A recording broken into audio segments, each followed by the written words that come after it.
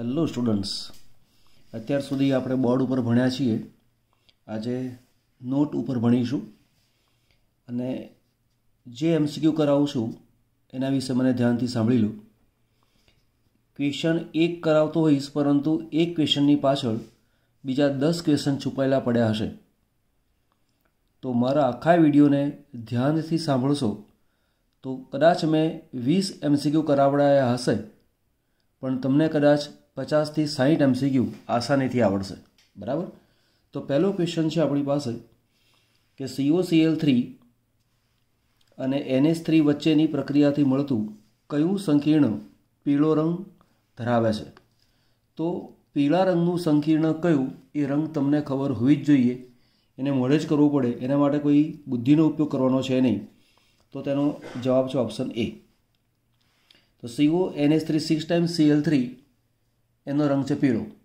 પણ એની સાથે સાથે આ તો પીળો રંગ પૂછેલો છે, પરંતુ કોઈક વાર જાંબુડિયો પૂછે, કોઈક વાર લીલો પૂછે, તો આપણને આપણી ટેક્સ્ટબુકમાં આવેલા કેટલાક ક્વેશ્ચન તમને આવડતા હોવા જોઈએ. ઉદાહરણ તરીકે અહીંયા ક્વેશ્ચન બીજી રીતે પૂછાય રીતે જુઓ કે COCl3 6NH3 માંથી મળતું સંકીર્ણ કે જેનો રંગ પીળો છે તે સંકીર્ણ કયું? તો તે સંકીર્ણ તમને આવું પણ આપેલું હોય, આવું પણ આપેલું હોય, આવું પણ આપેલું હોય, તો તમને ધ્યાન હોવું જોઈએ કે આપણને શું પૂછેલું છે તે. ફરીવાર તમને એમ કે COCl3 6NH3 માંથી બનતું સંકીર્ણ કે જેનો રંગ પીળો છે, તો તે સંકીર્ણ કયું? તો આ સૂત્ર તમને ખબર હોવી જોઈએ. હવે અહીંયા શું કર્યું છે તમે સમજો. 6 NH3 છે, અહીંયા 3 Cl છે. 3ની જગ્યાએ અહીંયા 2 મૂક્યા, 1 Cl અંદર લાવ્યા અને જે 6 NH3 હતા તેની જગ્યાએ 5 મૂક્યા. જો આવું બને તો તેનો રંગ છે જાંબુડિયો. બરાબર? તો આ જે બી છે એનો રંગ છે જાંબુડિયો, એનું તમે ધ્યાન રાખજો. ચલો ફરીવાર CONH3 4 ટાઈમ્સ Cl2Cl. બરાબર? તો આ જે છે એમાં ટ્રાન્સ રચના હશે તો તેનો રંગ છે લીલો, અને જો તેની સીસ રચના હશે તો તેનો રંગ છે જાંબલી. ટ્રાન્સ રચના એટલે કેવી થાય? માનો કે આપણી પાસે આપેલું છે આ, તો અહીંયા કોબાલ્ટ છે, આ 2 Cl છે, તો એક Cl અહીંયા, બીજો Cl અહીંયા, અને NH3 જે છે એક NH3 આ બાજુ, બીજો NH3 અહીંયા, ત્રીજો અહીંયા, ચોથો અહીંયા. Cl અને Cl સામસામી દિશામાં છે, માટે આ રચના થઈ ટ્રાન્સ. તો કોઈક વાર તમને એવું પણ પૂછે, આ રીતે સંકીર્ણ આપેલું હોય અને તમને પૂછે કે તેનો રંગ કયો, અને 4 ઓપ્શન આપેલા હોય, તો જો આના 4 ઓપ્શન તો આપેલા છે જ. એક એમસીક્યુ તમારો થયો, એક એમસીક્યુ આનો થયો, એક એમસીક્યુ આનો બન્યો, અને એક એમસીક્યુ આનો બન્યો. બરાબર? આ તમને રંગો યાદ હોવા જોઈએ. ચલો આગળ એક નવું લઈએ. તમને પૂછેલું હોય કે NiH2O 6 ટાઈમ 2+ નો રંગ કયો? તો રંગ તમારે યાદ રાખવો પડે, એનો રંગ છે લીલો. બરાબર? તો આ જે છે એનો રંગ છે લીલો. માનો કે અહીંયા એક En વડે H2O નું વિસ્થાપન કરું છું, તો તેનો રંગ કયો મળે એવો બીજો પ્રશ્ન પૂછ્યો હોય. તો પહેલો એક એમસીક્યુ કયો થયો કે NiH2O 6 ટાઈમ 2+ સંકીર્ણ આયનનો જલીય દ્રાવણ છે, તો તે સંકીર્ણનો રંગ કયો? પછી 4 ઓપ્શન આપેલા હોય એટલે એક એમસીક્યુ. અગાઉ જે એમસીક્યુ થયેલો છે આ પીળા રંગ માટેનો, આ જાંબુડિયા રંગ માટેનો, પછી આપણને આપ્યું છે લીલો રંગ, જાંબલી રંગ. તો 1 2 3 4 એમસીક્યુ તો થઈ જ ગયા. એક એમસીક્યુ આ થઈ ગયો. ચલો આગળ જોઈએ. હવે શું કરવાનું? એક EN ને દાખલ કરવાનો અને પાણીના અણુને દૂર કરવાનો. EN એ દ્વિદંતીય લિગેન્ડ છે. જો દ્વિદંતીય લિગેન્ડ છે તો અહીંયા એક EN દાખલ કરીએ, તો જેમ કે અહીંયા એને નિકલ લીધું, એમાં H2O લીધા. અમારે EN દાખલ કરવાનો છે, તો EN દ્વિદંતીય લિગેન્ડ છે, તો મારે કામ શું કરવાનું? આમાંથી 2 H2O ને ઓછા કરવાના. તો જે મને 6 H2O આપેલા છે એની જગ્યાએ મારે મૂકવાના 4, અને વીજભાર જે છે એ તો +2 જ રહેવાનો છે, એમાં કોઈ ફેર પડશે નહીં. એનો રંગ છે આછો વાદળી. તમને એવું પૂછવામાં આવે કે NiH2O 6 ટાઈમ 2+ માંથી પાણીના અણુનું વિસ્થાપન 2 En વડે કરવામાં આવે. એક En તો છે જ, અને બીજો En ફરી દાખલ કરીએ તો બીજો EN ફરી દાખલ કરો તો રંગ કયો મળે તે જોઈએ. તો જુઓ, અહીંયા છે Ni, આ છે H2O. EN કેટલા દાખલ કરવાના? 2. તો અહીંયા લખું છું EN ટ્વાઇસ.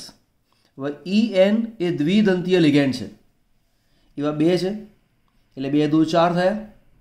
2 દુ 4 થાય તો મારે 4 H2O દૂર કરવાના હોય. તો ઓરિજિનલી મારી પાસે 6 H2O હતા, એમાંથી 4 દૂર કરો તો કેટલા આવે? 2. આમાંથી વિચારવા જાઓ તો શું થાય? એક EN તો છે જ અને બીજો EN દાખલ કર્યો એટલે કે 4 H2O હતા, એમાંથી 2 H2O ઓછા કરો તો 2+, એનો વીજભાર છે પણ 2+, એનો રંગ થાય વાદળી અથવા જાંબુડિયો. સિસ અને ટ્રાન્સ રચના મુજબ તેનો રંગ બદલાય. ફરીવાર, જો આપણી પાસે આપેલું છે આ સંકીર્ણ લીલો રંગ છે, 6 એ 6 H2Oનું વિસ્થાપન EN એટલે કે ઇથિલિન ડાયમાઇન અથવા ઇથેન 1,2 ડાયમાઇન વડે કરવામાં આવે તો સંકીર્ણ શું બને? તો અહીંયા આવું બને Ni, અહીંયા છે EN, અહીંયા છે થ્રાઇસ, વીજભાર છે 2+, તો તેનો રંગ બની જાય છે જાંબલી. તો આ જે MCQ આપણી પાસે છે એ MCQની અંદર માત્ર મેમરી બેઝ તમને શું યાદ છે એની ઉપર આધારિત આ MCQ થયો. બરાબર? ચલો, આ જે છે એને પહેલાં સમજી લો અને એક સ્ક્રીનશોટ લઈ લો. ચલો, એક આ સ્ક્રીનશોટ લઈ લો, બીજો સ્ક્રીનશોટ આ રીતે લઈ લો. ઓકે, લઈ લીધું. ફરી આપણી પાસે એક ક્વેશ્ચન છે, નીચેનામાંથી ધનભારિત લિગેન્ડ કયો? હવે આ રીતે ઓપ્શન આપેલા છે, મેં તો અનેક ઉદાહરણ લીધા છે, પરંતુ ધનભારિત લિગેન્ડ કયો એમ કરીને કોઈ પણ 4 ઓપ્શન આપેલા હોય. હવે આમાં કેટલાક મેં એવા લીધેલા છે કે જે ધનભારિત લિગેન્ડ છે અને કેટલાક ધનભારિત લિગેન્ડ નથી. દાખલા તરીકે અહીંયા એક છે મારી પાસે NO2+. તો NO2+ એ ધનભારિત લિગેન્ડ છે. નામ તેનું તમને ખબર હશે. શું નામ થાય? એનું નામ છે, યાદ હોય તો બોલી જાઓ. ચલો, હું લખું તે પહેલાં. શું નામ થાય? નાઇટ્રોનિયમ. બરાબર? આ લિગેન્ડ છે. ત્યાર પછી બીજું છે NO+, એ લિગેન્ડ તરીકે છે. તેનું નામ શું આવે? નાઇટ્રોસોનિયમ. નાઇટ્રોસોનિયમ. આ 2 લિગેન્ડ છે. જ્યારે NH4+, PH4+, H3O+, CN+ અને CO2 એ લિગેન્ડ તરીકે વર્તતા નથી. હવે તમને મેં આટલા ઉદાહરણ આપેલા છે. તમને શું પૂછ્યું હોય? આ 1, 2, 3 અને 4 ઓપ્શન આપેલા હોય, કાં તો આ 1, 2, 3 અને 4 ઓપ્શન આપેલા હોય, તો તેની અંદરથી જજમેન્ટ લેતા આપણને આવડતું હોવું જોઈએ. NH4+ લિગેન્ડ છે? તો કે ના. તો કે કેમ નથી? તો કે લિગેન્ડ તરીકે ક્યારે વર્તે? લિગેન્ડની પાસે અબંધકારક ઇલેક્ટ્રોન યુગ્મ હોવું જોઈએ. હવે NH4+ છે તો ઓરિજિનલી NH તમે વિચારો તો આ N, એક H અહીંયા છે, બીજો H અહીંયા છે, ત્રીજો H અહીંયા છે અને આ તેનું ઇલેક્ટ્રોન યુગ્મ છે. તેની સાથે H+ સંયોજાય તો તેમાંથી શું બને? H, અહીંયા છે N, આ H અને H. આ H+ પાસે ઇલેક્ટ્રોન છે નહીં, તો આ નાઇટ્રોજન છે એ પોતાનું ઇલેક્ટ્રોન યુગ્મ H+ ના આપી દે એટલે બની ગયું આ રીતે. આ બની ગયું પ્લસ. હવે આ જે રચના છે તેની પાસે કોઈ ઇલેક્ટ્રોનની જોડ છે નહીં અને ઇલેક્ટ્રોનની જોડ ન હોવાને કારણે ઇલેક્ટ્રોન યુગ્મ આપી શકતો નથી. તો NH4+ એ લિગેન્ડ તરીકે વર્તે નહીં. સેમ ટુ સેમ PH4+, જેનું નામ છે ફોસ્ફોનિયમ આયન, એ પણ લિગેન્ડ તરીકે ના વર્તે. H3O+ hydronium ion, CO2 carbon dioxide એ પણ લિગેન્ડ તરીકે વર્તે નહીં. તો ઘણી વખતે આ જ MCQ બીજી રીતે પૂછે, નીચેનામાંથી કોણ લિગેન્ડ તરીકે વર્તતું નથી? એમ કરીને 4 ઓપ્શન આપેલા હોય તો આ લિગેન્ડ તરીકે વર્તે, આ લિગેન્ડ તરીકે વર્તે, પછી આ લિગેન્ડ તરીકે વર્તતા નથી. ફરી માની લો એક કામ કરો, તમને આવું આપ્યું છે, માની લો કે NO2+, પછી મૂક્યું છે NO+, પછી મૂક્યું છે CO2 અને ત્યાર પછી મને આપ્યું છે NH3. આ 4 ઓપ્શનમાં આપેલા છે. પછી તમને પૂછે છે કે કોણ લિગેન્ડ તરીકે વર્તે નહીં, તો CO2 લિગેન્ડ તરીકે વર્તતો નથી. તો આ વસ્તુની તમને ખબર હોવી જોઈએ, બરાબર. તો આ રીતે MCQ બનાવતા હોય છે. તો તમારે કામ શું કરવાનું, હું જે MCQ શીખવાડું છું, મારી MCQ શીખવવાની પદ્ધતિ થોડી જુદી છે. તમારા પોઈન્ટને તમારી પાસે નોંધ રાખી મૂકવાની, તમારે નોટ પેન લઈને બેસવાનું. આ એકાએક પોઈન્ટને તમારી પાસે નોટની અંદર બનાવવાના કે કોણ લિગેન્ડ તરીકે વર્તે, કોણ લિગેન્ડ તરીકે ના વર્તે, બરાબર. Ammonium ion, phosphonium ion, hydronium ion ligand તરીકે ના વર્તે, કાર્બન ડાયોક્સાઇડ લિગેન્ડ તરીકે ના વર્તે, બરાબર. ચલો સ્ક્રીનશોટ લઈ લો. એક MCQ છે કે ઇથેન 1,2-diamine EN કેવા પ્રકારનો લિગેન્ડ છે? દ્વિદંતીય ઋણ, દ્વિદંતીય ધન, ત્રિદંતીય તટસ્થ અને ત્રિદંતીય તટસ્થ. ઇથેન 1,2-diamine એનું સૂત્ર આ રીતે છે: NH2, CH2, CH2 અને NH2. આની પાસે અબંધકારક ઇલેક્ટ્રોન યુગ્મ છે, બરાબર. અહીંયાથી પણ ઇલેક્ટ્રોન આપી શકે, અહીંયાથી પણ ઇલેક્ટ્રોન આપી શકે, બંને જગ્યાએથી ઇલેક્ટ્રોન યુગ્મ આપી શકે છે, માટે તે દ્વિદંતીય લિગેન્ડ છે. બીજી વસ્તુ, આખું જે લિગેન્ડ છે એની પર કોઈ પણ જાતનો વીજભાર છે નહીં, તો આનો વીજભાર કેવો કહેવાય? 0. તો ઓપ્શન કયો કહેવાય? દ્વિદંતીય તટસ્થ. હવે આ એક ક્વેશ્ચન તમે કર્યો. હવે એની સામે આપણને શું શું આવડતું હોવું જોઈએ? તો તમારે લિસ્ટ શું બનાવવાનું? તો તમારી પહેલી સૂચના છે, બધા જ દ્વિદંતીય લિગેન્ડ તમને આવડતા હોવા જોઈએ કે જે ઋણ પણ છે અને બીજું તટસ્થ પણ છે. ચલો કયા કયા આવે તટસ્થની અંદર? તો જો તટસ્થની અંદર આટલા આવશે. તટસ્થની અંદર કયા છે? દ્વિદંતીય લઉં છું, બરાબર. દ્વિદંતીય આ તો છે જ, એટલે લખતું નથી ફરી વાર. બીજું કોણ આવે? તો આવું બને CH2,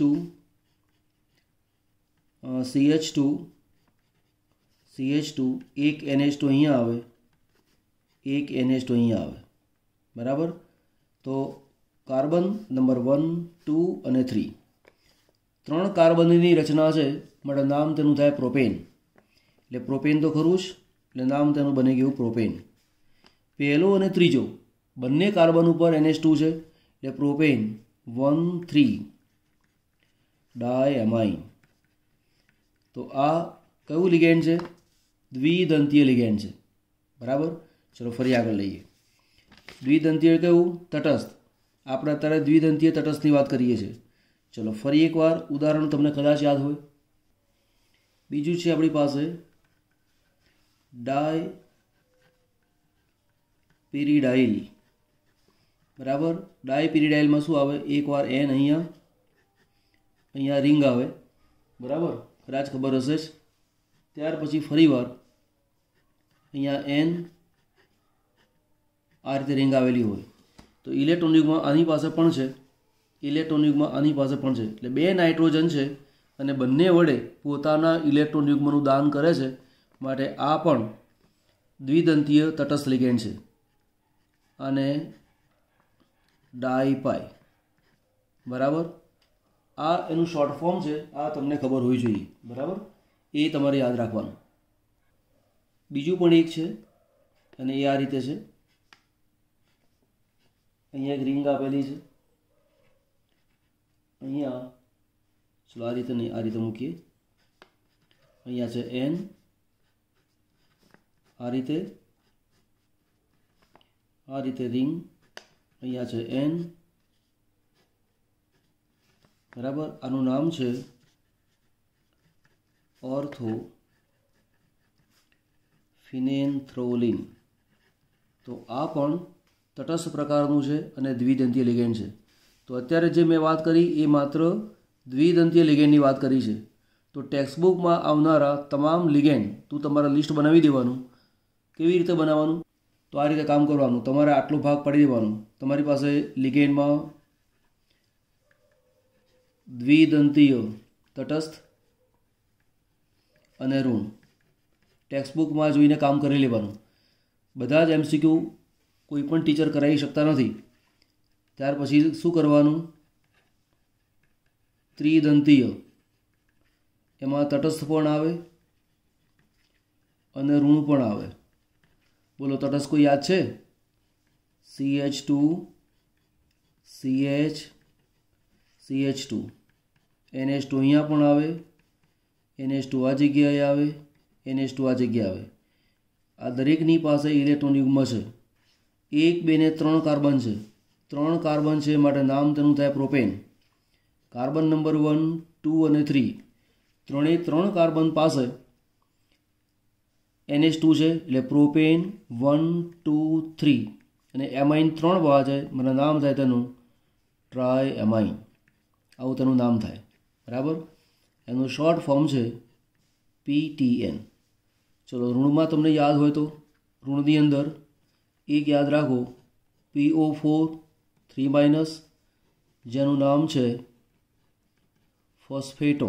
આમ તો ફોસ્ફેટ છે પણ લિગેન્ડ તરીકે ફોસ્ફેટો કહેવાય. બીજું આપણી પાસે છે ASO4 3- જેનું નામ છે આર્સનેટો. બરાબર. તો આ લિગેન્ડ લીધા મેં ત્રિદંતીય ઋણ. બરાબર. આ લીધો ત્રિદંતીય તટસ્થ. આ જે આપણે જે લીધું અહીંયા તટસ્થની અંદર, એની અંદર એક તટસ્થની અંદર NH2 જેનું નામ છે હાઇડ્રેઝિન, એ પણ તેની અંદર આવે. બરાબર. તો આને તમારે બરાબર યાદ રાખી મૂકવાનું. આ જેટલા લિગેન્ડ લીધા એ બધા જ લિગેન્ડ કિલેટ બનાવે છે. કિલેટ બનાવે માટે એ લિગેન્ડને કિલેટિંગ લિગેન્ડ પણ કહેવાય. બરાબર. તો કિલેટ એટલે શું? યાદ તો હશે જ. ચલો યાદ કરાવી દઉં. માનો કે કોપરની સાથે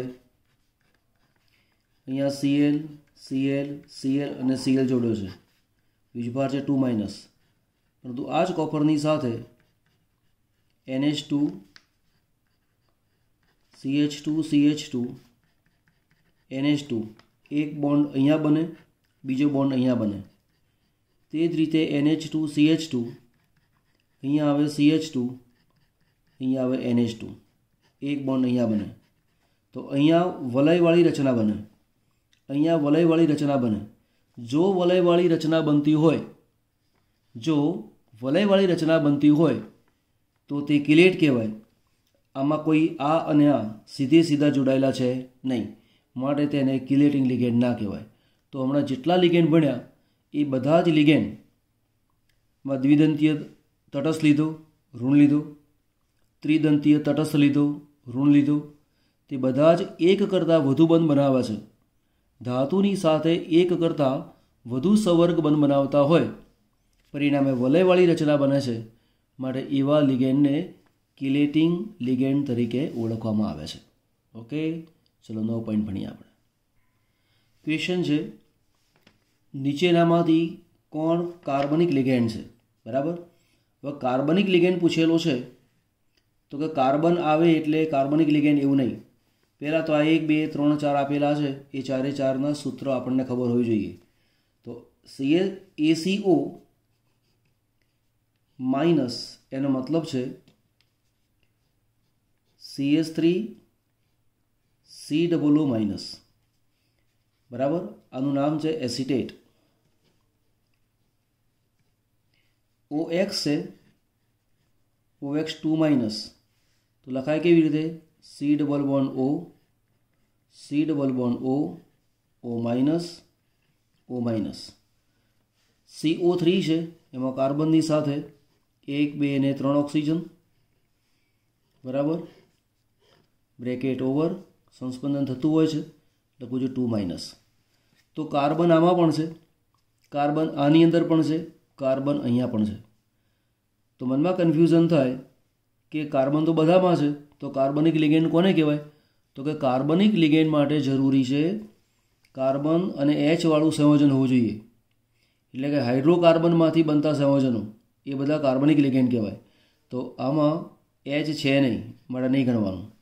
H છે નહીં, માટે નહીં ગણવાનું. તો કાર્બનિક લિગેન્ડ કોણ થયું? આ થાય. જો આવા બીજા પણ કાર્બનિક લિગેન્ડ કહેવાય. હમણાં જે ભણ્યા હતા તે NH2 CH2 CH2 NH2. તો C અને H વાળું સંયોજન છે, બરાબર. તો એ પ્રકારના જે સંયોજન આવતા હોય એ કાર્બનિક લિગેન્ડ છે તેવું સમજવાનું. મૂળ જૂની વ્યાખ્યા એવી હતી કે ઓર્ગેનિઝમમાંથી જે, ઓર્ગેનિઝમ એટલે શું? જીવસૃષ્ટિ. જીવસૃષ્ટિમાંથી જે પદાર્થ મળતો હોય એને ઓર્ગેનિક કહેવાય, એને કાર્બનિક કહેવાય. પણ ત્યાર પછી વ્યાખ્યાઓ IUPAC પ્રમાણે બદલાતી જાય. એમાં હાઇડ્રોકાર્બનને ધ્યાન ઉપર લીધેલો છે. તો બરાબર, તો કાર્બન હાઇડ્રોજન બંને છે અને એવું લિગેન્ડ આ છે, માટે આપણો ઓપ્શન આવ્યો એ. બરાબર, ચલો આગળ જઈએ. ક્વેશ્ચન છે આપણી પાસે, નીચેનામાંથી ત્રિદંતીય લિગેન્ડ કોણ? બરાબર, 1 2 3 આપેલો છે. આમાં AS ઉપરમાં A કેપિટલ આવે, S સ્મોલ આવે, O4 અને 3- આવું આવે. તો જો આ ત્રિદંતીય છે, હમણાં શીખવાડ્યું હતું. આ પણ ત્રિદંતીય છે, શીખવાડ્યું હતું. PTN 1 2 3 પ્રોપેન, એટલે 1 આવું થાય ને, પ્રોપેન 1 2 3 ટ્રાયમાઇન, એ આ થયું. હમણાં જ મેં સૂત્ર શીખવાડ્યું હતું અને ક્વેશ્ચન નંબર 3 હતો. તો એવા જે ક્વેશ્ચન આપેલા છે, તો મેં તમને કહ્યું હતું કે બધા લિગેન્ડ તમારી પાસે વ્યવસ્થિત તૈયાર કરેલા હોવા જોઈએ. તો તમે MCQની જો તૈયારી કરવા માટે માગતા હો તો તમારી પાસે એક નોટ બનાવવાની. નોટની અંદર એકદંતીય લિગેન્ડ તટસ્થ, એકદંતીય ઋણ, દ્વિદંતીય તટસ્થ, દ્વિદંતીય ઋણ, ત્રિદંતીય તટસ્થ, ત્રિદંતીય ઋણ, ષડદંતીય EDTA, આ તમને યાદ હોવું જોઈએ. બરાબર, તો આનો ઓપ્શન થયો ત્રિદંતીય લિગેન્ડ કોણ? તો આ પણ છે, આ પણ છે, આ પણ છે. તો જવાબ કયો આવે? ડી. બીજો ક્વેશ્ચન છે આપણી પાસે, EDTA પરનો વીજભાર કેટલો છે? હવે જો EDTA પરનો વીજભાર છે -7. ગોખીને રાખો વસ્તુ બરાબર છે, પરંતુ માત્ર એને ગોખણપટ્ટી પર જશો નહીં. બીજી પણ કેટલીક માહિતી છે. પહેલી વાત તો એક કે EDTAનું બંધારણ તમને ખબર હોય તો બીજા કેટલા બધા MCQ તેની પરથી થઈ શકે. જેમ કે CH2 CH2, બરાબર, અહીંયા છે N, આ બાજુ છે CH2 COO-, CH2 COO-, આની પાસે અબંધકારક ઇલેક્ટ્રોન યુગ્મ, અહીંયા છે N CH2 COO-, અબંધકારક યુગ્મ CH2 COO-. હવે જો EDTA ઉપર આધારિત કયા કયા પ્રશ્નો છે એ તમારે યાદ રાખવાના. તો પહેલો પોઈન્ટ કે તે ષડદંતીય લિગેન્ડ છે. બરાબર, એટલે તમને શું પૂછે? નીચેનામાંથી કોણ ષડદંતીય લિગેન્ડ છે? અને 4 ઓપ્શન આપે. એટલે આ એક MCQ તો થયો, બીજો MCQ આ થયો. બીજું તમને એવું પ્રશ્ન પૂછે કે નીચેનામાંથી કોણ કાર્બનિક લિગેન્ડ છે? હમણાં ભણ્યા ને, તો EDTAમાં કાર્બન હાઇડ્રોજન બંને છે, બરાબર. તો EDTA એ કાર્બનિક લિગેન્ડ છે. ચલો પછી વાત, તેના સંવર્ગ સ્થાનો કેટલા? તો સંવર્ગ સ્થાન છે 6. 1 2 3 4 5 અને 6. 6 જગ્યાએથી જોડાય છે, માટે તેનો સંવર્ગાંક થાય 6. બીજી વાત સમજો, 4 સ્થાન ઋણભારિત અને 2 સ્થાન તટસ્થ થયા. તો કેટલા પ્રકારના MCQ બની શકે છે? બરાબર, ચલો EDTAના ઉપયોગ વિશેના પણ MCQ પૂછે છે, એ આપણે આગળ લઈશું. બરાબર, કહી દઉં અહીંયા, લેડ ધાતુનું ઝેર ઉતારવા તેનો ઉપયોગ થાય. તો MCQ તરીકે પૂછે છે કે લેડનું ઝેર ઉતારવા માટે કયા લિગેન્ડનો ઉપયોગ થાય છે? તો EDTAનો લિગેન્ડ તરીકે ઉપયોગ થાય છે. પોઈન્ટ નોંધતા રહેજો, નોટ પેન લઈને બેસજો. ખાલી સ્કીપ કરતાં કરતાં આગળ વધશો તો MCQ માત્ર જોયા એવું થશે. ફરીવાર વિડીયો તમે ચાલુ કરશો તો તમારી પાસે સમય કેટલો બગડે. એટલે નોટ પેન સાથે લઈને જ બેસવાનું અને કામ કરવાનું. બીજું એક MCQ છે, નીચેનામાંથી બહુદંતીય લિગેન્ડ કયો છે? કોઈક વાર તમને આ બહુદંતીય એવું ન પૂછે તો તમને આવું પણ પૂછે કિલેટિન. હમણાં સમજાવ્યું હતું, બરાબર? તો એક કરતાં વધુ બંધ બનાવતા હોય એવા લિગેન્ડને બહુદંતીય લિગેન્ડ કહેવાય. કોણ આવે? OX2-, EDTA. હવે જુઓ, Nની સંયોજકતા 3- છે પણ તે એક દંતીય લિગેન્ડ છે. Pની સંયોજકતા 3- છે, એક દંતીય લિગેન્ડ છે. S2- છે, એક દંતીય લિગેન્ડ છે. હવે CO3-2- છે એ એક દંતીય લિગેન્ડ તરીકે પણ વર્તે છે, બહુદંતીય લિગેન્ડ તરીકે પણ વર્તે છે. પરિણામે બહુદંતીય પૂછેલો હોય તો આને ગણતરીમાં લેવાય. SO4-2- એ બહુદંતીય લિગેન્ડ છે અને એક દંતીય લિગેન્ડ તરીકે પણ વર્તે છે. એ જ પ્રમાણે SO3-2- એ એકદંતીય અને દ્વિદંતીય બંને તરીકે વર્તે છે. તો તમારી નોંધની અંદર અત્યારે જ મૂકી દો હું જે બોલું છું તે, કે CO3-2-, SO4-2-, SO3-2- આ જે લિગેન્ડ છે એ લિગેન્ડ એક દંતીય તરીકે પણ વર્તે, દ્વિદંતીય તરીકે પણ વર્તે. O2- છે એ એક દંતીય લિગેન્ડ તરીકે પણ વર્તે અને દ્વિદંતીય લિગેન્ડ તરીકે પણ વર્તે. ઉદાહરણ તરીકે તમને આપું, અહીંયા આનું જ એક ઉદાહરણ આપું છું. K2Cr2O7, એની અંદર Cr2O7 છે. તો Cr2O7ની જે રચના છે તે આ રીતે છે: Cr, ઓક્સિજન, ઓક્સિજન, એ ઓક્સિજન અહીંયા આવશે Cr, ઓક્સિજન, ઓક્સિજન, ઓક્સિજન, ફરીવાર 1, 2, 3, double bond, double bond, double bond, double bond, -1 ને -1. હવે આ જે ઓક્સિજન છે એ Cr સાથે જોડાયેલો છે.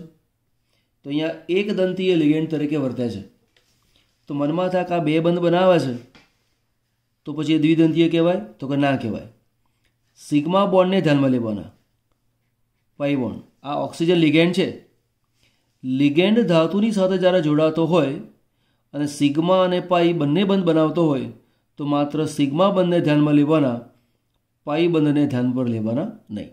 હવે અહીંયા ઓક્સિજન એકદંતીય છે કેમ કે આની સાથે એક સિગ્મા બંધ બનાવે છે. પણ આ જે ઓક્સિજન છે એ અહીંયા પણ જોડાય છે અને અહીંયા પણ જોડાય છે.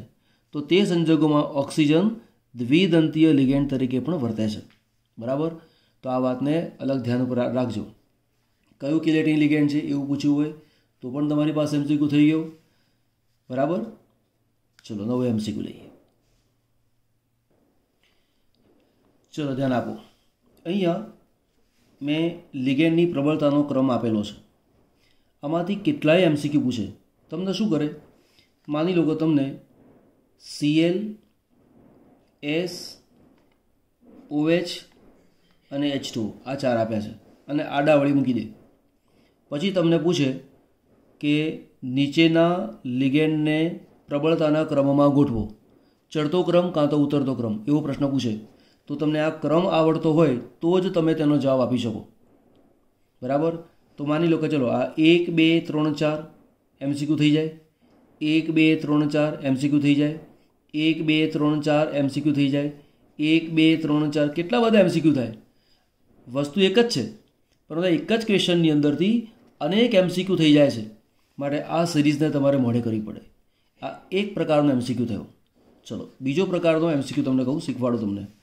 ઉદાહરણ તરીકે મને પૂછેલું છે કે NiH2O4 × 2+, બીજું પૂછ્યું છે NiCl4 2-, ત્રીજો મને પૂછ્યો છે NiNS3 4 × 2+, અને ફરી પૂછ્યું છે NiCN4 -2.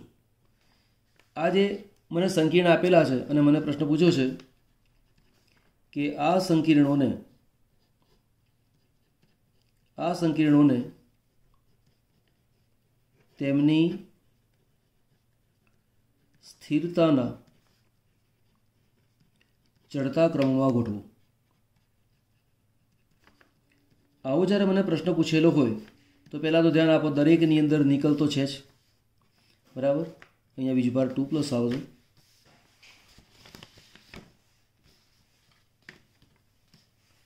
આનો વીજભાર પણ 2+ આવશે. આ -2 બરાબર છે. ઓકે, હવે આ ચડતા ક્રમમાં પૂછેલો છે. તો આવું જ્યારે મને પૂછેલું હોય, આ તો એક ઉદાહરણ છે, આવા અનેક ક્વેશ્ચન બને. તમારે શું કામ કરવાનું કે દરેકની અંદર આ પાણી આપેલું છે, Cl આપેલો છે, તો આનો ક્રમ કયો છે? તો તમે જુઓ, અહીંયા H2O છે, બરાબર. Cl સૌથી ઓછો છે, બરાબર. એટલે સૌથી નીચાના ક્રમમાં કોણ આવે? આ 1 નંબર આવે. પછી NH3 તમે જાઓ, પછી LH2 જુઓ, તો Cl અહીંયા છે, H2 અહીંયા છે, એટલે 1 નંબર આ આવે, 2 નંબર આ આવે. પછી તમે જુઓ NH3 અહીંયા છે, એટલે કે 3 નંબર આ આવે, અને CN ચેક અહીંયા છે, એટલે 4 નંબર અહીંયા આવે. તમારે ચડતો ક્રમ મૂકવો તો પહેલું શું લખવાનું? NiCl4 - 2 એના કરતાં NiH2O 4 × 2+ એના કરતાં NiNH3 4 × 2+ અને તેના કરતાં NiCN4 2- આ સંકીર્ણનો ચડતો ક્રમ થયો. તો યાદ શું રાખવાનું? આમાં સિરીઝ યાદ રાખવાની. આ સિરીઝ યાદ રાખતા હો તો આવો કોઈ પણ પ્રશ્ન તમને પૂછેલો હશે તો એ MCQ તમે આસાનીથી સોલ્વ કરી શકશો. પછી આ આવું આપેલું હોય, કોઈક વાર આ H2O છે એની જગ્યાએ C2O4 આપેલો હોય, NH3 છે એની જગ્યાએ Br આપેલો હોય, અહીંયા Cl છે એની જગ્યાએ OH આપેલો હોય. આપણે એની સાથે કોણ છે જોવાનું નહીં, આપણને ક્રમ આવડતો હોવો જોઈએ, બરાબર. તો મારી તમને સલાહ છે આ સિરીઝને મોઢે કરી દેવાની. જો ઉપર જે છે એમાંથી જે પ્રશ્ન પૂછેલો છે કે નીચેનામાંથી કયું સંકીર્ણ સંયોજન સૌથી વધુ સ્થિર હશે? તો સૌથી વધુ સ્થિર ક્યારે હોય? જેમાં પ્રબળ લિગેન્ડ જોડાયેલો હોય તે, બરાબર. તો CNનો ક્રમ ક્યાં છે? અહીંયા છે. અહીંયા H2O છે, ક્રમ ક્યાં છે? છેક પાછળ છે. NH3 ક્યાં છે? ક્રમ અહીંયા છે. તો કે H2O કરતાં NH3નો ક્રમ મોટો છે, એના કરતાં CNનો ક્રમ મોટો છે. એટલે જ્યાં CN આવતું હોય એ મજબૂત બંધ બનાવે. જો મજબૂત બંધ છે તો તે સંકીર્ણની સ્થિરતા વધારે હોય. બીજી વસ્તુ કે અહીંયા EN આપેલો છે. EN એટલે કે ઇથિલિન ડાયામાઇન. ઇથિલિન ડાયામાઇન એ કિલેટિંગ લિગેન્ડ છે, અને જો કિલેટિંગ લિગેન્ડ આપેલું હોય તો તેની સ્થિરતા પણ હંમેશા વધારે હોય. તો આ એક બીજો મુદ્દો પણ યાદ રાખજો. એના જેવો ફરી બીજો MCQ છે. આ 4 આપેલા છે. NiOH 4 × 2- NiNH3, બરાબર. NiNH3 4 × 2+, અહીંયા CN છે, અહીંયા Cl છે, OH છે. તો સ્વાભાવિક છે કે સૌથી વધુ સંયોજન સ્થિર કોણ? તો જેમાં સૌથી વધુ પ્રબળ લિગેન્ડ હોય તે. તો CN, OH, NH3 અને Cl એ બધાની અંદર CN એ સૌથી વધુ પ્રબળ લિગેન્ડ છે, માટે આ સંકીર્ણની સ્થિરતા વધારે. ફરી એક MCQ મૂક્યો છે. તમને આવો MCQ પૂછે નહીં, મેં મિક્સ કરીને બનાવેલો MCQ છે, અને ઘણા બધા પ્રશ્નો એક સાથે સોલ્વ થાય એટલા માટે આ MCQ મૂક્યો છે. તમને આમાંથી માત્ર એક જ આપેલું હોય.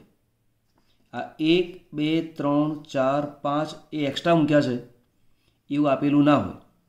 પછી આ 1 2 3 4 5 6 ઓપ્શન આપેલા છે, એવા 6 ઓપ્શનવાળા MCQ પણ ના હોય. પરંતુ આમાં કેટલા બધા કોન્સેપ્ટ તમારા ક્લિયર થઈ જાય છે એટલા માટે મેં સમજાવ્યું છે. પહેલી વાત તો એક કે આપણને આના મિનિંગ ખબર હોવી જોઈએ. બહુકેન્દ્રીય સંકીર્ણ કોણ? બરાબર. તો પહેલો પોઈન્ટ મૂક્યો છે અહીંયા, બહુકેન્દ્રીય. તો બહુકેન્દ્રીયનો મતલબ સીધો એવો છે કે જે સંકીર્ણમાં એક કરતાં વધુ ધાતુ પરમાણુ આવેલા હોય. જે સંકીર્ણમાં એક કરતાં વધુ ધાતુ પરમાણુઓ આવેલા હોય કેન્દ્ર સ્થાને, તેને કહેવાય છે બહુકેન્દ્રીય સંકીર્ણ. તો તમે જુઓ અહીંયા Mn2, તો બહુકેન્દ્રીયમાં કોણ આવે? Mn2 CO 10 times. એમાં કેન્દ્ર સ્થાને 2 વાર Mn છે, બીજું આ આવે તો K2 Cr2O7, 2 વાર Cr છે માટે તે બહુકેન્દ્રીય આવે. પડી ખબર? ચલો આગળ લઈએ. તમને ખબર હોવી જોઈએ મિશ્ર લિગેન્ડ સંકીર્ણ કોને કહેવાય? તો કે મિશ્ર લિગેન્ડ સંકીર્ણનો મતલબ એ છે કે સંકીર્ણની અંદર એક કરતાં વધુ પ્રકારના લિગેન્ડ આવેલા હોવા જોઈએ. હવે તમે જુઓ Mn, એની સાથે 4 ઓક્સિજન, ચારે 4 ઓક્સિજન એક જ પ્રકારના છે, બરાબર? તો તેને મિશ્ર લિગેન્ડ ના કહેવાય, બરાબર? મિશ્ર લિગેન્ડ એનો મતલબ જ હિટ્રોલેપ્ટિક. આ અને આ બંને સમાનાર્થી છે. એટલે તમને એવું પૂછે હિટરોલેપ્ટિક સંકીર્ણ કયું? તો જો ઓક્સિજન એક જ છે, એક જ પ્રકાર છે. આમ તો ઓક્સિજન 4 છે, પણ 4ની સંખ્યા જોવાની નથી, પ્રકાર જોવાના. એક જ ઓક્સિજન પ્રકાર, કાર્બોનિલ એક જ પ્રકાર, ઓક્સિજન એક જ પ્રકાર. આની અંદર En પણ છે અને Cn પણ છે. આની અંદર માત્ર H2O છે, પણ સર આ Cl તો છે એ બ્રેકેટની બહાર છે, એને ધ્યાન ઉપર લેવાનો નહીં. બ્રેકેટની બહાર છે, ધ્યાન ઉપર લેવાનો નહીં. તો આપણી પાસે હિટ્રોલેપ્ટિકમાં કોણ થાય? હિટ્રોલેપ્ટિક.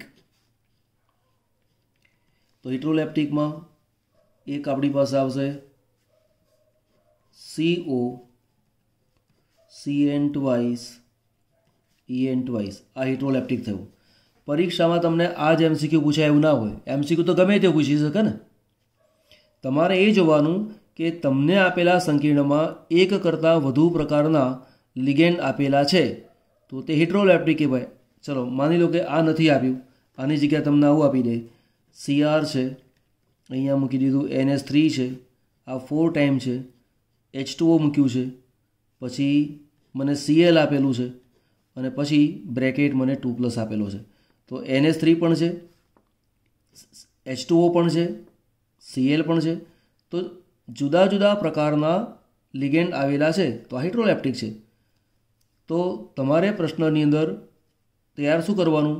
તો એક નોંધ મૂકી રાખવાની, હાઇડ્રોલેપ્ટિક જુદા જુદા પ્રકારના લિગેન્ડથી બનતું સંકીર્ણ, એવી શોર્ટમાં લખી લેવાનું અને પછી આગળ કામ કરવાનું. બરાબર?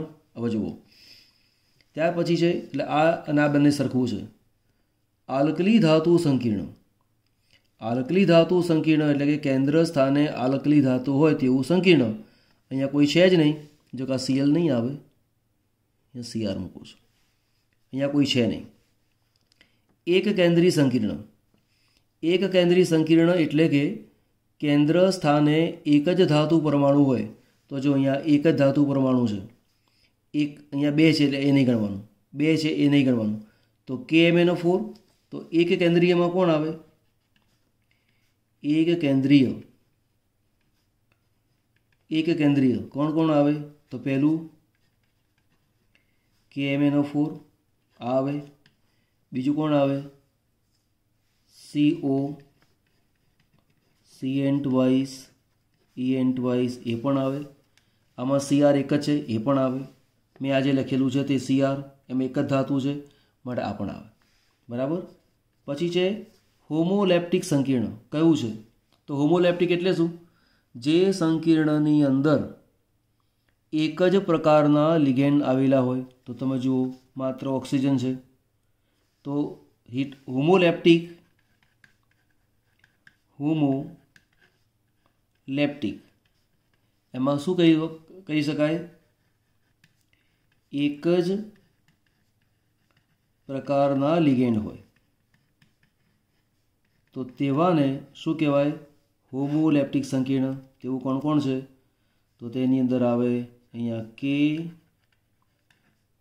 KMnO4. બરાબર?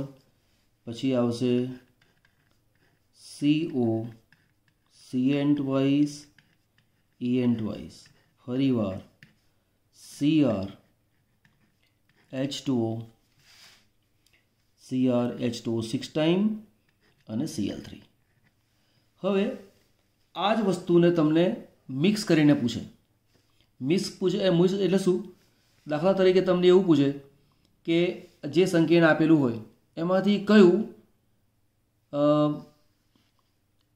કિલેટિંગ પણ છે અને કિલેટિંગ લિગેન્ડ પણ ધરાવે છે અને હોમોલેપ્ટિક છે, બરાબર. હવે આ તમે CR છે, એક કેન્દ્રીય થયું, પણ H2O છે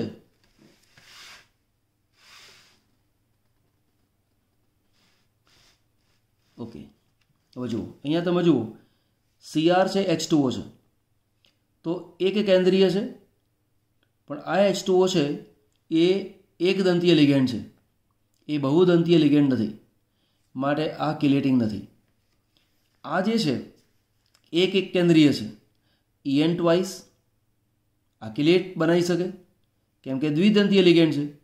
તો દ્વિદંતીય લિગેન્ડ હશે તો આ લિગેન્ડ આના સાથે જોડાવાને કારણે કિલેટ બનાવે.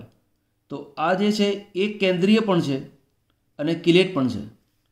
આ એક કેન્દ્રીય છે, કિલેટ નથી. એક કેન્દ્રીય છે, કિલેટ નથી. દ્વિકેન્દ્રીય છે, કિલેટ નથી. દ્વિકેન્દ્રીય છે, કિલેટ નથી. તો ફેરવીને ગમે તે પૂછે કે કોણ હોમોલેપ્ટિક છે, કોણ હિટ્રોલેપ્ટિક છે, કોણ મિશ્ર લિગેન્ડ છે, બહુકેન્દ્રીય, તો આ પ્રકારના કોન્સેપ્ટ મેં તમને પૂરેપૂરા ક્લિયર કરાવ્યા, બરાબર. આ વસ્તુને એક સ્ક્રીનશોટમાં લઈ લેજો. સમજાયેલું તો છે જ, આ રીતે પણ સમજાયેલું છે. સહેજ આગળ ફોરવર્ડ કરું છું.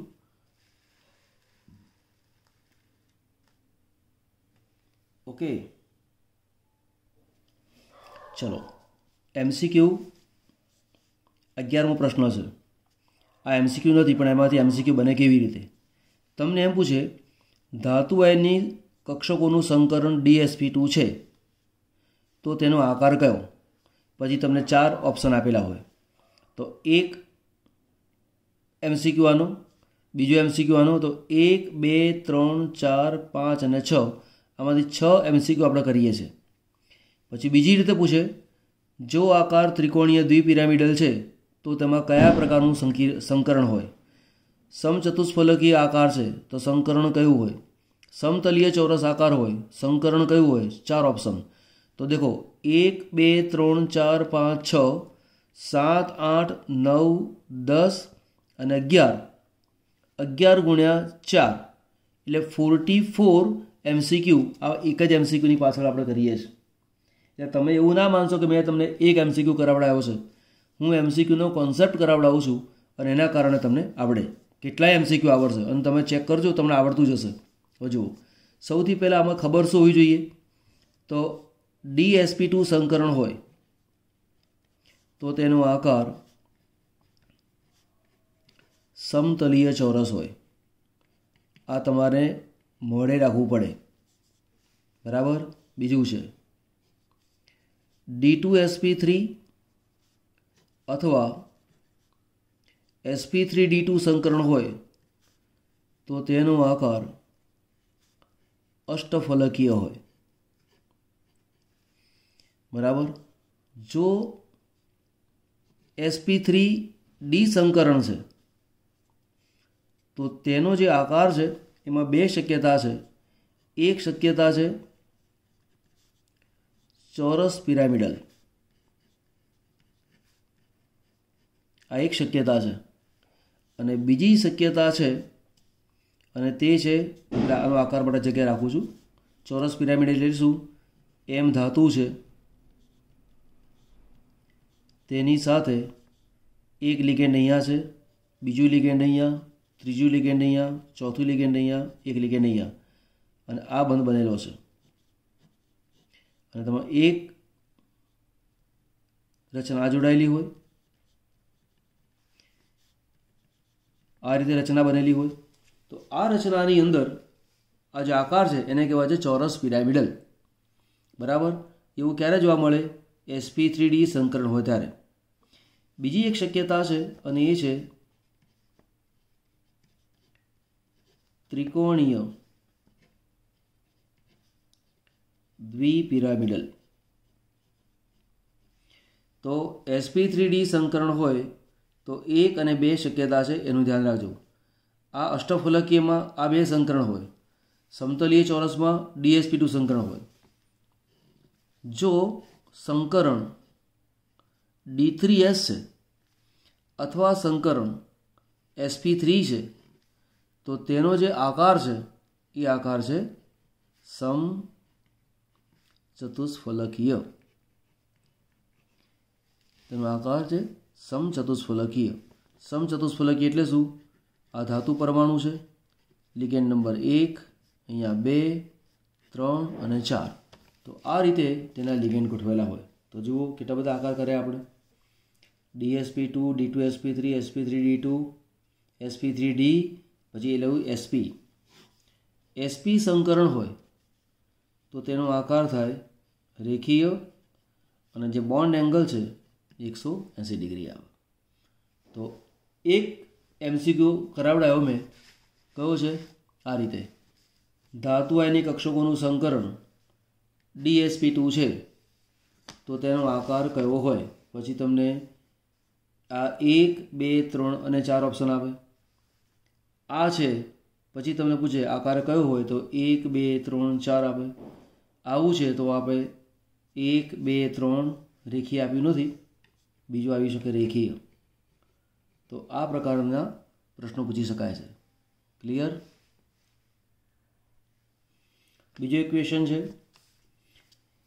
Ml6, Ml4, Ml5 રચના ધરાવતા સંકીર્ણમાં મુખ્યત્વે કયા પ્રકારનું સંકરણ થાય છે? બરાબર. તો હમણાં જે ક્વેશ્ચન ભણ્યા એના રિલેટેડ છે. તો Ml6 હોય તો તેમાં બે શક્યતા D2sp3 પણ હોય અને sp3d2 પણ હોય.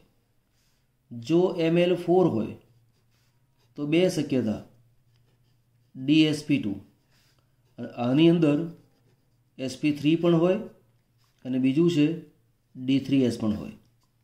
જો Ml5 હોય તો તેમાં બે શક્યતા. તો Ml5માં બે શક્યતા હમણાં જ કામ કર્યું, ચોરસ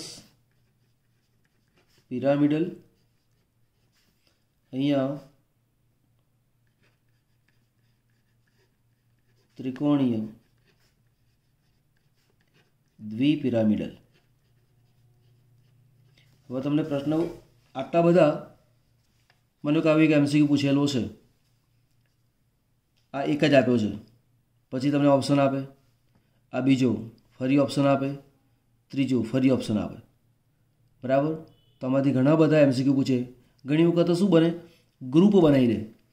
Ml6 અને Ml4 છે તો તેમાં અનુક્રમે કયું સંકરણ હોય, પછી ઓપ્શન આપે D2sp3, sp3d2 એક ગ્રુપ અને બીજું છે DsP2, sp3d, D3s.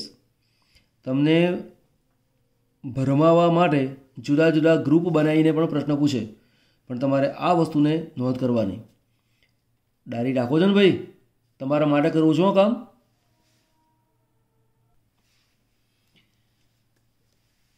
સંક્રાંતિ તત્વોના ધાતુ આયનના સંકીર્ણ સંયોજનોની ચુંબકીય ચાકમાત્રાનું મૂલ્ય શેની ઉપર આધારિત છે? તો શેની પર આધારિત છે? એમાં સંકીર્ણની ભૌમિતિક રચના એની પર પણ આધારિત છે, લિગેન્ડના પ્રકાર ઉપર પણ આધારિત છે. આગળ આવશે. માનો કે નિકલ હોય, નિકલની સાથે ક્લોરીન જોડાયેલું હોય Cl અને નિકલની સાથે Cn જોડાયેલું હોય તો ચુંબકીય ચાકમાત્રા બદલાઈ જાય. બરાબર. તો ભૌમિતિક રચના લિગેન્ડની સંખ્યા કેટલી છે એની ઉપર આ વસ્તુ આધાર રાખતો નથી. ઓપ્શન કયો આવે? સી. ફરી એક MCQ છે આપણી પાસે અને એ છે કે ઇથિલિન ડાયામાઇન તમને એક જ પૂછે. મેં 1, 2, 3, 4, 5 લીધા છે અને આવા તો દરેકે દરેક લિગેન્ડનું નામ લેવાય. જેમ કે મેં અહીં લખ્યું છે ઇથિલિન ડાયામાઇન, તો ઇથિલિન ડાયામાઇનની જગ્યાએ હું કોઈ પણ લિગેન્ડનું નામ પૂછી શકું. એ પ્રમાણે મેં જસ્ટ 1, 2, 3, 4 અને 5 એ તો માત્ર ઉદાહરણ લીધા છે, પણ તમામે તમામ લિગેન્ડ તમને ખબર હોવી જોઈએ. તો ઇથિલિન ડાયામાઇન કયું લિગેન્ડ? દ્વિદંતીય લિગેન્ડ. હાઇડ્રેઝિન દ્વિદંતીય, પિરિડીન એકદંતીય, ટ્રાયફિનાઇલ ફોસ્ફિન. હવે જુઓ ટ્રાયફિનાઇલ ફોસ્ફિન, ચલો તમે વિચાર કરો કયું આવે, હું પછી કહું છું તમને. ટ્રાયફિનાઇલ ફોસ્ફીનનું સૂત્ર શું? તો પહેલાં સમજો, PH3 એ છે ફોસ્ફીન, જેમાં પીની પાસે અબંધકારક ઇલેક્ટ્રોન યુગ્મ છે. ટ્રાયફિનાઇલ, ફિનાઇલ એટલે શું? C6H5, બરાબર. એને શોર્ટમાં PH તરીકે ઓળખવામાં આવે છે. તો મારી પાસે આ P છે, આ ફોસ્ફરસ છે, એની સાથે હું PH જોઈન કરું છું, એટલે PH કેટલી વાર? 3 વાર. એટલે 3 વાર ફિનાઇલ, ઓરિજિનલ ફોસ્ફીન એટલે ટ્રાયફિનાઇલ ફોસ્ફીન. આ થયું. એ એક જ ઇલેક્ટ્રોન યુગ્મનું દાન કરે છે, અને એક જ ઇલેક્ટ્રોન યુગ્મનું દાન કરતો હોવાના કારણે તે એકદંતીય લિગેન્ડ છે. તો દ્વિદંતીય, દ્વિદંતીય, એકદંતીય, ટ્રાયફિનાઇલ ફોસ્ફીન, એકદંતીય. ટ્રાય લખ્યું છે એટલે ત્રિદંતીય ના થઈ જાય, ધ્યાન આપજો. એસિટેટ, એસિટેટનું સૂત્ર શું આવે? CH3 C double bond O, O minus. આ એક જ જગ્યાથી જોડાઈ શકે છે, માટે તેને એકદંતીય લિગેન્ડ કહેવાય. બરાબર. પ્રશ્ન છે 1, 2, 3, 4 પ્રશ્ન આપેલા છે, બરાબર. આમાંથી એક સાથે 4 આપેલા હોય એવું બને પણ ખરું ને ના પણ બને. અત્યારે મેં બધા ભેગા લખ્યા છે. માનો કે આપણી પાસે આ એક જ છે એવું માની લો, અને આ 1, 2, 3 નથી. તો શું થાય? સંકીર્ણના જલીય દ્રાવણમાં કેટલા આયનો છૂટા પડે? તો આ બ્રેકેટ, આ એક બ્રેકેટ છે, અને આ 3. એટલે પહેલું આપણી પાસે આવે CO NH3 6 ટાઈમ, અને બીજું આવે 3Cl, આ પ્લસ અને માઇનસ. એટલે 3 આયન આ અને 1 આયન આ. તો એમાંથી કેટલા આયન મળે? 4 આયન. આ જે આપેલું છે એમાં 4 Fe છે, એટલે જે સેકન્ડ પોઈન્ટ આપેલો છે એમાં 4, અને આ બ્રેકેટ 3 વાર છે, એટલે 4 વત્તા 3, તો તેમાંથી 7 આયનો મળે. આ જે છે કે Fe CN6 અને થ્રાઇસ આવું આપેલું છે. તો આ થ્રાઇસ આપેલું છે, એનો મતલબ કે આ જે ટોટલ છે આ બેનું ભેગું થઈને આનો વીજભાર 3+ છે, બરાબર. પણ આ વસ્તુ બરાબર નહીં આવે. ચલો આ કેન્સલ રાખો તારે, બરાબર. થોડી ભૂલ પડે એના કરતાં છોડી દઈએ. પછી આ લઈએ NH4 4 ટાઈમ FeCN6 થ્રાઇસ. તો NH4 કેટલી વાર? 4 વાર. બ્રેકેટ કેટલી વાર? 3 વાર. તો અહીંયા પણ કેટલા આયનો મળે? 7 આયનો છૂટા પડે. તો જુદા જુદા દ્રાવણમાં જુદા જુદા આયનો છૂટા પડવાની શક્યતાઓ રહેલી છે, બરાબર. અહીંયા આ 3 વડે ગુણ્યા મેં કેન્સલ એટલા માટે રાખ્યું છે કે આને 3 વડે ગુણવા જાઓ તો સંયોજકતા પ્રમાણે આનું ઓક્સિડેશન હમણાં સેટ નહીં થાય. ઓકે. માનો કે તમને એવું પ્રશ્ન પૂછેલો છે કે આ અને આ 2 આપેલા છે, તો આમાંથી કેટલા આયન મળ્યા? 4. આમાંથી કેટલા મળ્યા? 7, બરાબર. તો આયનોની સંખ્યા કેટલી કહેવાય? 4/7. તો તમને ગ્રુપ બનાવીને આપ્યું હોય, આ 2નું ગ્રુપ આપ્યું હોય, બીજા 2નું ગ્રુપ આપે, ફરી બીજા 2નું ગ્રુપ આપે, અને પછી કે નીચેનામાંથી કોની અંદર 4/7ના પ્રમાણમાં આયનો છૂટા પડે છે, તો તમને એનો જવાબ આવડતો હોવો જોઈએ. ચલો આપણે એક કામ કરી લઈએ. અહીંયા એક બીજું એડ કરી લઉં છું. ઉદાહરણ તરીકે મને હું લઉં છું આ રીતે AgCN2 અને મૂક્યો છે અહીંયા Na, અને આ 1, આ 2 અને આ 3 આપેલા છે. પછી મને પ્રશ્ન પૂછવામાં આવે કે નીચેનામાંથી કોની વિદ્યુત વાહકતા સૌથી વધારે? તો યાદ રાખો, જેની અંદરથી આયનોની સંખ્યા વધારે મળતી હોય તેની વિદ્યુત વાહકતા વધારે. તો આની અંદરથી આયનો કેટલા મળ્યા? 3 ને 1 4, એટલે પહેલામાંથી આયનો 4. આ જે છે એમાંથી આયનો કેટલા મળ્યા? 7. પછી આ 1, 2 ને 3 આપેલા છે. તો અહીંયા તમે જુઓ Na, અહીંયા છે Ag, આ છે CN2. તો એક વાર Na છે અને એક વાર બ્રેકેટ છે. આમાંથી આયનો કેટલા મળે? 2. તો આમાંથી 4 આયન એટલે કે 4, પછીમાંથી 7 અને પછી 2. તો આયનોનો ક્રમ આ રીતે આવે. પણ આ જ વસ્તુ તમને બીજી રીતે પૂછે. તમને એમ પૂછે કે વિદ્યુત વાહકતાના ચઢતા ક્રમમાં ગોઠવો. તો 2 કરતાં 4 વધુ, 4 કરતાં 7 વધુ, તો તમારે શું કરવું પડે? સૌથી ઓછી વિદ્યુત વાહકતા આની આવે. કેમ? આમાંથી માત્ર આયન કેટલા છૂટા પડે છે? 2. આમાંથી કેટલા? 4. આમાંથી કેટલા? 7. તો આના કરતાં આની વિદ્યુત વાહકતા વધારે, એના કરતાં આની વિદ્યુત વાહકતા વધારે. બરાબર? ચલો, આ જ વસ્તુ તમને ફરી એક બીજી રીતે પૂછે છે. માની લો કે તમને એવું પૂછ્યું કે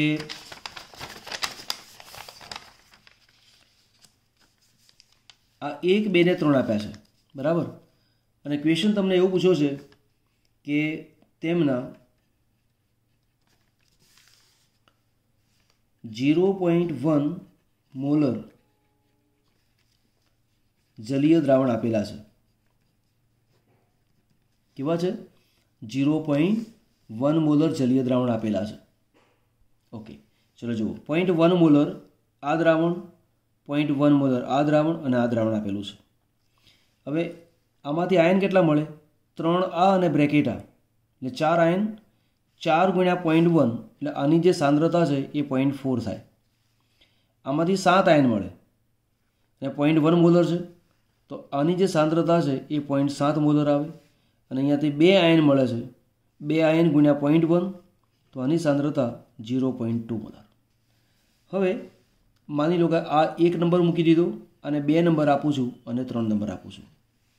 મને પ્રશ્ન પૂછેલો છે કે 1, 2 ને 3 આપેલા છે અને એમના 0.1 મોલર જલીય દ્રાવણ છે, તો તેમને ઉત્કલન બિંદુના ચઢતા ક્રમમાં ગોઠવો.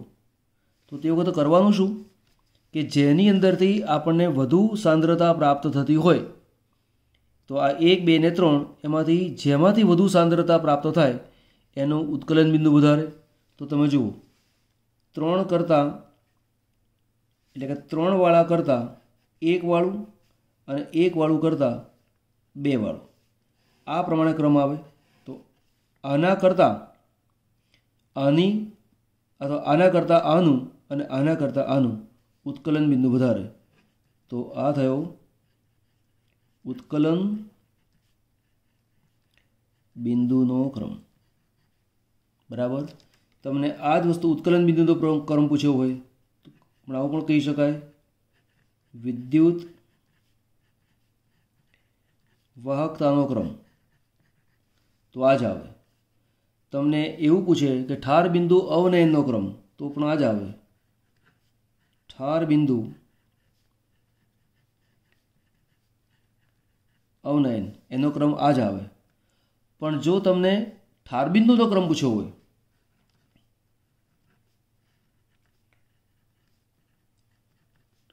ઠાર બિંદુનો ક્રમ એવું મને પૂછેલું છે, તો ક્રમ ઉલટાઈ જાય. એમાં 3, 1 અને 2 આવે એવું ધ્યાન આપજો. બરાબર? ચલો, ક્વેશ્ચન છે K3FeCN6 સંકીર્ણ સંયોજનમાં આયર્નનો ઓક્સિડેશનાંક કેટલો? હવે ઓક્સિડેશનાંક કેટલો એવું ના પૂછે તો તમને એવો પણ પ્રશ્ન પૂછે, પ્રાથમિક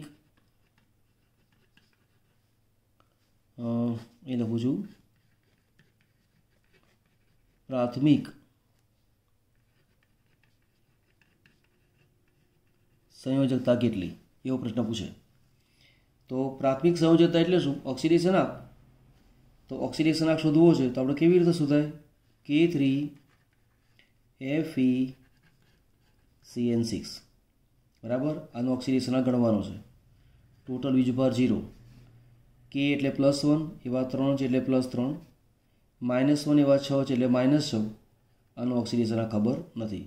તો કે આ પ્લસ આટલા પ્લસ આટલા બરાબર 0. અહીં જે છે મૂકો તો x બરાબર શું થાય? +3. આ તમને શીખવાડેલું છે જ. હવે તમને પૂછે કે સવર્ગાંક કેટલું, આવું તમને પૂછે તો તમને શીખવાડેલું છે જ કે 1 CN 1 સવર્ગ બંધ બનાવે તો 6 CN 6 સવર્ગ બંધ બનાવે તો સવર્ગાંક કેટલો આવે? 6.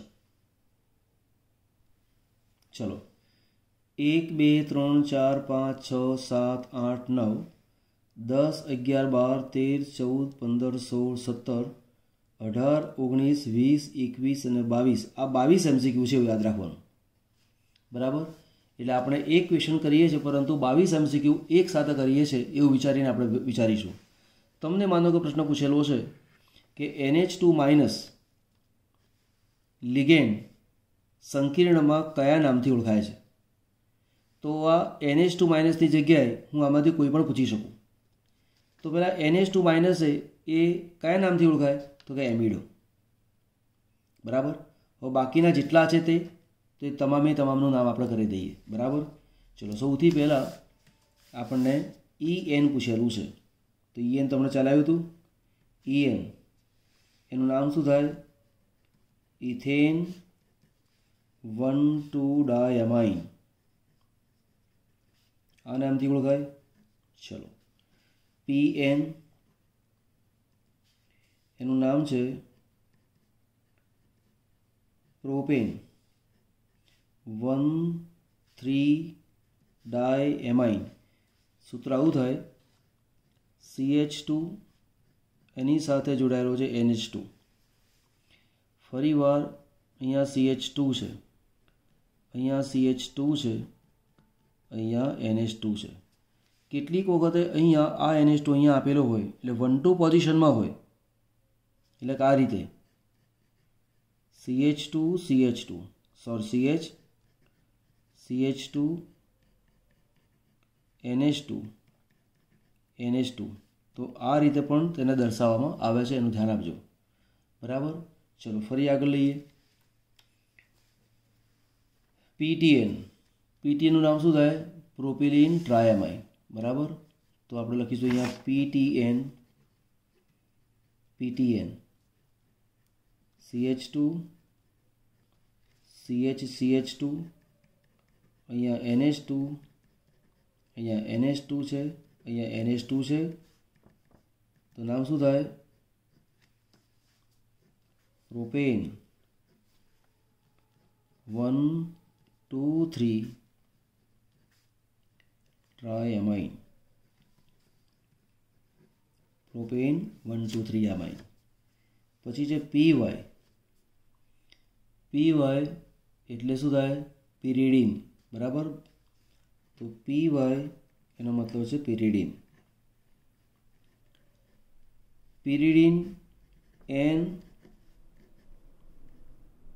આ રીતે લખાય. 1 2 3 4 5 જ કાર્બન હોય, પછી નાઇટ્રોજન હોય. પછી PH એનો મતલબ થાય ફિનાઇલ. ફિનાઇલ એટલે કે C6H5. PPH3 થ્રાઇસ હમણાં જ ભણ્યા, ટ્રાયફિનાઇલ ફોસ્ફીન. આ અને આ બંને એક સરખું જ છે. આ PHની જગ્યાએ C6H5 લખેલું છે. બરાબર. ડાયપાઈ હમણાં ચલાવ્યું હતું, ડાયપિરિડાઇલ.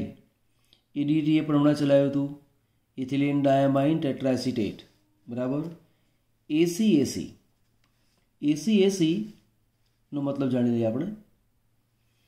ACAC એટલે કે એસિટાઇલ એસિટોનેટો. આ દ્વિદંતીય લિગેન્ડ છે. એ અહીંયાથી પણ જોડાય અને અહીંયાથી પણ જોડાય, એટલે દ્વિદંતીય લિગેન્ડ છે. વીજભાર -1 છે એવું યાદ રાખજો. બરાબર. તો ACAC એનું સૂત્ર પણ લખ્યું, એનું પૂરું નામ પણ લખ્યું છે. ત્યાર પછી છે આપણી પાસે DMG. DMGનું જે સૂત્ર છે એ સૂત્ર આ રીતે છે કે CH3 અહીંયા C છે, અહીંયા C છે, આ બાજુ આવે CH3, અહીંયા આવશે N, અહીંયા આવશે N, ડબલ બોન્ડ, અહીંયા છે ડબલ બોન્ડ, અહીંયા આવે OH અને અહીંયા પણ આવે OH. આ થયું DMGનું સૂત્ર. પણ જ્યારે લિગેન્ડ તરીકે કામ કરે છે તો એ કામ આ રીતે કરે. CH3 અહીંયા CC, અહીંયા છે CH3, ડબલ બોન્ડ N, અહીંયા છે ડબલ બોન્ડ N, પછી અહીંયા ઓક્સિજન, બરાબર, એની સાથે H, અહીંયા છે ઓક્સિજન માઇનસ, એટલે આ જે H છે એ દૂર કર્યો છે, એની જગ્યાએ મૂક્યો છે માઇનસ, બરાબર. એટલે 2, 2 4 ને 2 6 ઇલેક્ટ્રોન હોય. એનની પાસે અબંધકારક ઇલેક્ટ્રોન યુગ્મ હોય, એટલે ડીએમજીને જોડાવવું હોય તો અહીંયાથી પણ જોડાય અને અહીંયાથી જોડાય. આ દ્વિદંતીય લિગેન્ડ છે, બરાબર. તો દ્વિદંતીય લિગેન્ડ છે એવું પણ યાદ રાખવાનું, અને એનો વીજભાર -1 છે એવું પણ યાદ રાખવાનું. ત્યાર પછી ગ્લાયસિન, ગ્લાયસિન GLY. તો મૂળ જે પદાર્થ છે એ આ રીતે છે, NH2 CH2 COO-. તો અહીંયા આનું નામ છે ગ્લાયસિન, એટલે આ ગ્લાયસિનેટ કહેવાય. ગ્લાયસિનનું સૂત્રમાં આવું આવે, NH2 CH2 COOH. આ ગ્લાયસિન આ છે, પણ લિગેન્ડ તરીકે જ્યારે વર્તતું હોય તો આ રીતે હોય. આ જે લિગેન્ડ છે એ અહીંયાથી પણ જોડાય, અહીંયાથી પણ જોડાય. એક છેડો તટસ્થ છે, બીજો છેડો ઋણ છે, અને તેનો વીજભાર -1 છે, બરાબર. પછી કોણ છે? OX ઓક્ઝલેટ, એ તો ખબર છે. ONO એટલે કે નાઇટ્રાઇટો O, આ ખબર છે. આ શું કહેવાય? નાઇટ્રાઇટો N. આ તો હમણાં લીધું એમિડો. આ જે છે NH-, એને કહેવાય છે ઇમિડો. આ પણ યાદ રાખજો. ત્યાર પછી આપણી પાસે છે ACO એસિડેટ લીધો છે, N3-, એનું નામ છે એઝિડો. પછી છે NH2 NH3+, બરાબર. મૂળ પદાર્થ કયો? મૂળનું નામ છે હાઇડ્રેઝિન. મૂળ આ રીતે છે NH2NH2. આ જે પદાર્થ છે એનું નામ છે હાઇડ્રેઝિન. એ હાઇડ્રેઝિનમાં એક H ઉમેર્યો તો તેનું નામ થાય છે હાઇડ્રેઝિનિયમ. આ છે નાઇટ્રોસોનિયમ, આ છે નાઇટ્રોલિયમ. તો વિચાર કરો, આપણે આ બધા જ MCQ તરીકે પૂછેલા છે. હવે તમને આને ગ્રુપ બનાવીને પૂછે, તમને એમ કે EN PN અનુક્રમે કયા નામથી ઓળખાય છે. તમને એમ પૂછે કે PY અને PH અનુક્રમે કયા નામથી ઓળખાય છે. ચલો 1, 2 ને 3 એવું પૂછે, કયા નામથી ઓળખાય છે. આવું પણ પૂછે 1, 2 અને 3, અથવા તમને એમ પૂછે 1, 2 ને 3, અથવા માત્ર આ 2. કેટલા બધા MCQ થાય. આમાંથી તમારા નહીં તો 100 MCQ બનાવવા તો 100 MCQ બને. તમને એમ લાગે કે મેં 100 MCQ કર્યા, ના, તમે તો માત્ર એ કોન્સેપ્ટ જ કર્યો છે. એટલે મેં તમને શીખવવા માટે જે ઉપયોગ કર્યો છે એને કોન્સેપ્ટને ધ્યાનમાં લીધો છે. મૂળ વસ્તુને પકડો, MCQ એમાંથી જ બનતા હોય છે. આ વસ્તુ આવડે એટલે MCQની જાતે આવડે, બરાબર. ચલો ફરી આગળ જઈએ. પ્રશ્ન પૂછેલો છે કે આ નું નામ આપો. તો સિમ્પલ જ છે, 6 વાર કાર્બોનિલ છે એટલે હેક્ઝા કાર્બોનિલ. CR નો ઓક્સિડેશનાંક 0, માટે હેક્ઝા કાર્બોનિલ 0 આ તેનું IUPAC નામ થાય. એકદમ સિમ્પલ નામ છે. ચલો આ એક MCQ લઉં છું. અહીંયા એક MCQ પૂરો થાય, અહીંયા બીજો શરૂ થાય, અહીંયા ત્રીજો શરૂ થાય, અહીંયા ચોથો શરૂ થાય, અને આવા ઘણા બધા MCQ બની શકે. આ એક બહુ જ અગત્યનો અને સારો MCQ છે, ધ્યાન આપજો. તમારામાં કેટલી સમજ છે એ એની પરથી ખબર પડી જાય. પહેલી વાત તો એક આપણે આટલા સુધી લઈએ કે કાર્બોનેટો 20 પ્રોપેન 1,3 ડાયામાઇન પ્લેટિનમ 2 સલ્ફેટનું સૂત્ર શું થાય. તો સૂત્ર લખતી વખતે પહેલાં કાર્બોનેટો છે એટલે પહેલાં લખો CO3,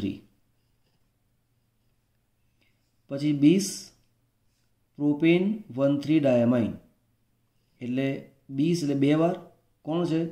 પ્રોપેન 1,3 ડાયામાઇન. તો પ્રોપેન 1,3 ડાયામાઇન એવું લખવું હોય તો લખી દઉં છું PN, બરાબર. પછી 20 2 વાર છે માટે 2. પ્લેટિનમ છે માટે મૂક્યું મેં પ્લેટિનમ. પછી બ્રેકેટ ઓવર અને અહીંયા મૂક્યું છે મેં સલ્ફેટ. યાદ રાખો આ SO4 2- છે આનો વીજભાર આપણને ખબર નથી. સૌથી પહેલાં વીજભાર શોધવો પડે. એ શોધ્યા પછી જ તમે સૂત્ર બનાવી શકો છો. બરાબર. એટલે સલ્ફેટ હોય તો શું કરવાનું, હાઇડ્રોક્સાઇડ હોય તો શું કરવાનું, ફોસ્ફોટ હોય તો શું કરવાનું, ઓક્ઝેલેટ હોય તો શું કરવાનું. આ તમામ પ્રકારના પ્રશ્નોને મેં ધ્યાન ઉપર લીધા છે. બરાબર. ચલો, પ્લેટિનમનો ઓક્સિડેશન કેટલું છે 2, એટલે પહેલાં મૂકી દો 2. હવે પહેલાં શોધી કાઢીએ એક્સ. તો આ છે 2, કાર્બોનેટ એટલે -2, પીએન એટલે 0. બરાબર. અને અહીંયા છે 2માંથી 2 જાય તો 0, તો અહીંયા ઓક્સિડેશન કેટલું આવે 0. પ્લેટિનમ અહીંયા આવશે 4 આવશે, એટલે પ્લેટિનમ 4, એટલે આનો ઓક્સિડેશન 4 થયો. બરાબર.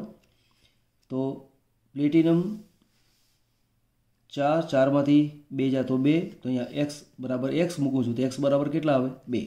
તો સૂત્ર આવું બને, પ્લેટિનમ CO3 PN ટ્વાઇસ, આનો વીજભાર 2 + આનો વીજભાર -2.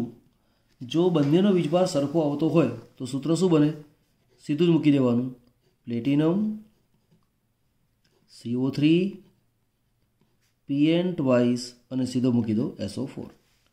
પણ સલ્ફેટની જગ્યાએ હાઇડ્રોક્સાઇડ છે, એટલે માનો કે અહીંયા OH આપ્યો છે, તો OHની સંયોજકતા -1. તો એમાંથી મારે સૂત્ર બનાવવું હોય તો હું સૂત્ર શું કરીશ, અહીંયા વીજભાર 2 + છે, અહીંયા વીજભાર કેટલો છે -1. તો મારે આવું કરવું પડે, પ્લેટિનમ અહીંયા છે CO3, અહીંયા છે PN ટ્વાઇસ, અહીંયા કોણ છે OH છે, એટલે અહીંયા મૂકી દેવાનો OH. આનો વીજભાર -1, આ ટ્વાઇસ છે એટલે અહીંયા મૂકી દેવાનો ટ્વાઇસ. બરાબર.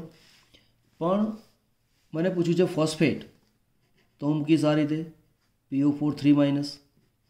અહીંનો વીજભાર 2 + છે, આનો વીજભાર 3- છે, એટલે સૂત્ર શું કરવું પડે, આ બ્રેકેટ આવે, અહીંયા કોણ આવે PO4, આનું આજે અહીં મૂકવાનું, આના 3 અહીંયા લેવાના, આના 2 અહીંયા લઈ લેવાના, આ NaOH આવશે. બરાબર. ચલો, મને પૂછ્યું છે અહીંયા ઓક્ઝેલેટ. ઓક્ઝેલેટ એટલે શું, C2O4 2-. હવે C2O4 2- માંથી મારે સૂત્ર બનાવવું છે તો આનો વીજભાર 2 + આનો વીજભાર 2-. જો વીજભાર સરખો હોય તો સીધે સીધું મૂકવાનું, આ બ્રેકેટ એની અંદર આ જે લખેલું છે તે લખવાનું અને એ મૂકી દેવાનું C2O4. બરાબર. તો આ તો સલ્ફેટ મૂક્યું, પણ સલ્ફેટની જગ્યાએ તમને ત્યાં ક્લોરાઇડ, બ્રોમાઇડ, આયોડાઇડ, હાઇડ્રોક્સાઇડ એવું પૂછી શકે. બરાબર. હાઇડ્રોક્સાઇડ છે ત્યાં પણ બદલી શકે. ચલો, આ ફોસ્ફેટ લખ્યું છે આપણે, ફોસ્ફેટની જગ્યાએ તમને આર્સેનેટ પૂછે તો તમને MCQ ઉપરથી સૂત્ર બનાવતું આવડતું હોવું જોઈએ. બરાબર. આ એક ક્વેશ્ચન છે અને એમાં પરીક્ષામાં આ એક જ પૂછ્યું હોય, પણ મેં સાથે 1 2 3 4 5 6 7 8 9 10 11 12 13 મૂક્યા છે, એટલે તમારા 13 MCQ છે. એક જ MCQમાં 13 MCQ સમાયેલા છે. હવે સ્ટેપ વાઇઝ એમાંથી ભણાવવા જાઉં છું, કેવી રીતે કામ કરવું તે. આ પ્રકારના MCQ બહુ જ પૂછાય છે અને તમને પાક્કા આવડતા હોવા જોઈએ. એને ગોખવાના નથી, પણ કઈ રીતે કામ થાય એ એક લઈને એક વાર આ લઈશ, પછી બીજું આ, ત્રીજું, ચોથું, બરાબર, વારા પરથી લઈએ છીએ આપણે. હવે પ્રશ્નમાં શું પૂછેલું છે, સમચતુષ્ફલક એ છે, સમતલીય ચોરસ છે, ષટકોણીય છે, અષ્ટફલકીય છે. તો સમચતુષ્ફલકીય ક્યારે હોય, સમતલીય ચોરસ ક્યારે હોય, અષ્ટફલકીય ક્યારે હોય, રેખીય ક્યારે હોય, ત્રિકોણીય દ્વિપિરામિડલ ક્યારે હોય, એના માટે આગળ મેં ચલાવ્યું છે કે ભાઈ sp3d3s હોય તો સમચતુષ્ફલકીય, dsp2 હોય તો સમતલીય ચોરસ, sp3d2 કાં તો d2sp3 એવું સંકરણ હોય તો અષ્ટફલકીય. તો આપણને આમાં ખબર હોવી જોઈએ કે એમાં કયા પ્રકારનું સંકરણ થયેલું છે તે. બરાબર.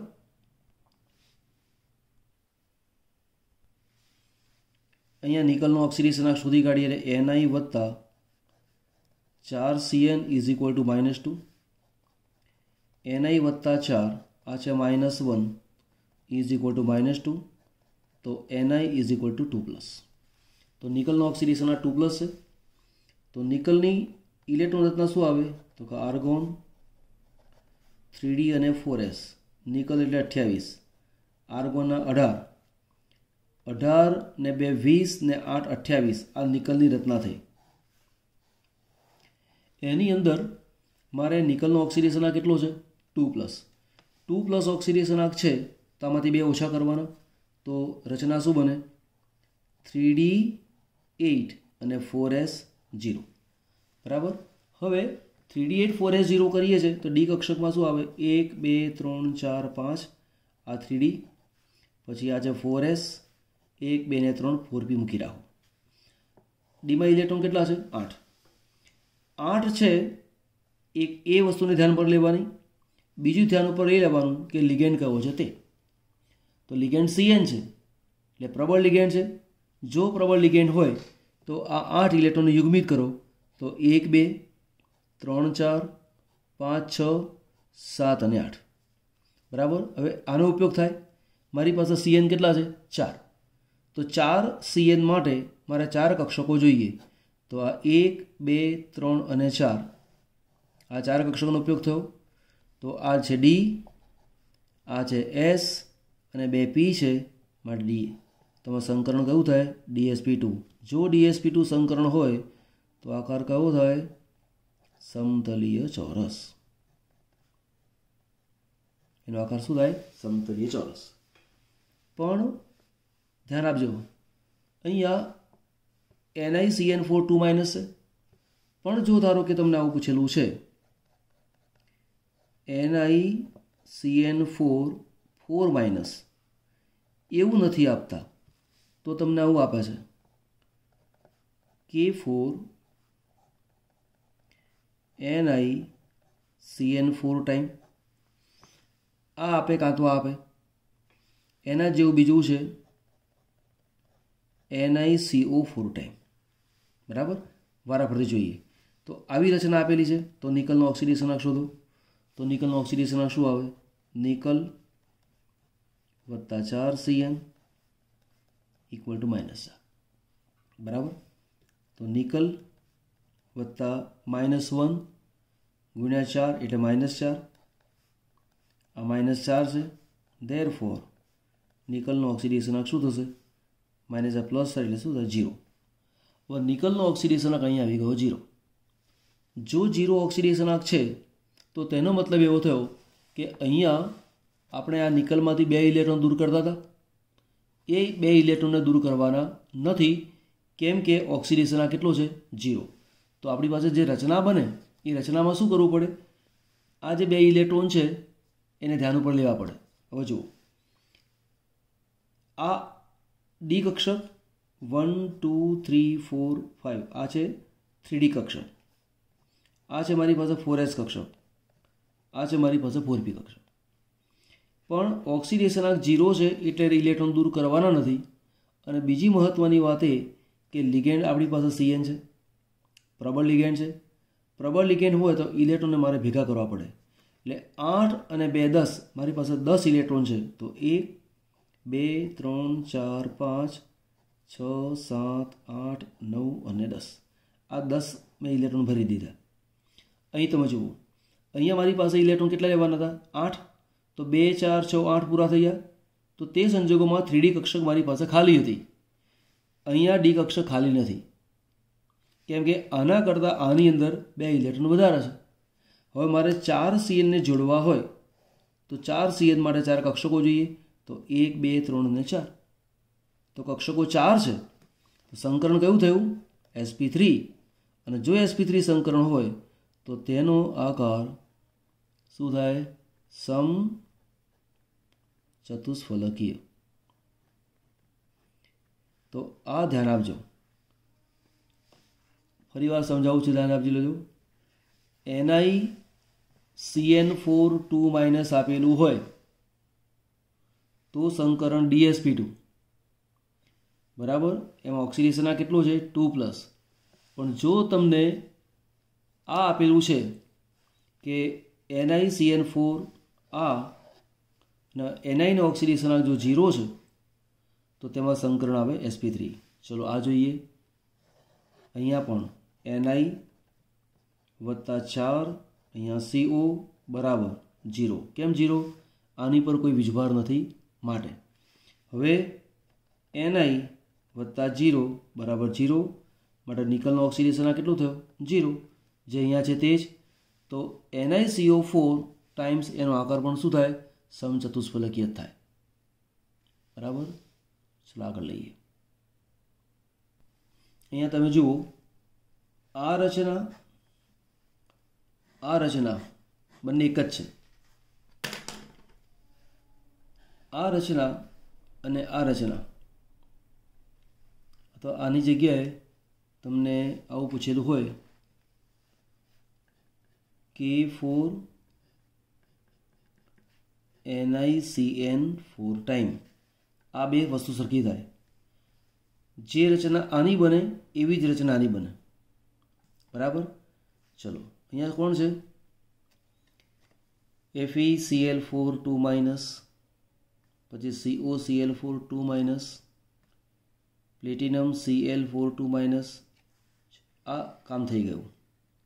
ના આ બાકી છે, આ બાકી રહ્યું. કરી દઈએ કામ. ચલો પણ એ પછી કરીએ, પહેલાં આ કામ પૂરું કરી દઈએ જે તમારે ધ્યાન ઉપર આવી જાય. ચલો વારા પરથી લઉં છું. Mn2CO10 times. તો રચના તેની આ રીતે છે. અહીંયા છે Mn, CO 10 વાર છે. બરાબર ને? તો 10 વારની અંદર એક તો અહીંયા Mn 2 વાર છે એટલે 2 પૂરા થઈ ગયા. આનું જે સ્ટ્રક્ચર છે આ રીતે લગભગ.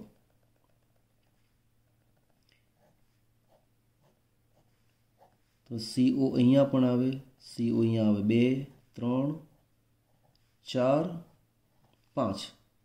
એ જ પ્રમાણે અહીંયા તમે જોવા જાઓ થોડું આપણે Mn અહીંયા લખી દઈએ. Mn અહીંયા પણ બંધારણ તમે જુઓ. આ એક બંધ, બીજો બંધ, 3 4 અને પાંચમો અહીંયા. અહીંયા CO આવે, આ જગ્યાએ CO આવે, અહીંયા CO આવે, આ જગ્યાએ CO અને આ CO. આ તેની રચના થઈ. હવે તમને એવું પૂછે ભૌમિતિક રચના શું? તો ભૌમિતિક રચના પૂછ્યું હોય તો તેની ભૌમિતિક રચના લખીશું ચોરસ પિરામિડલ.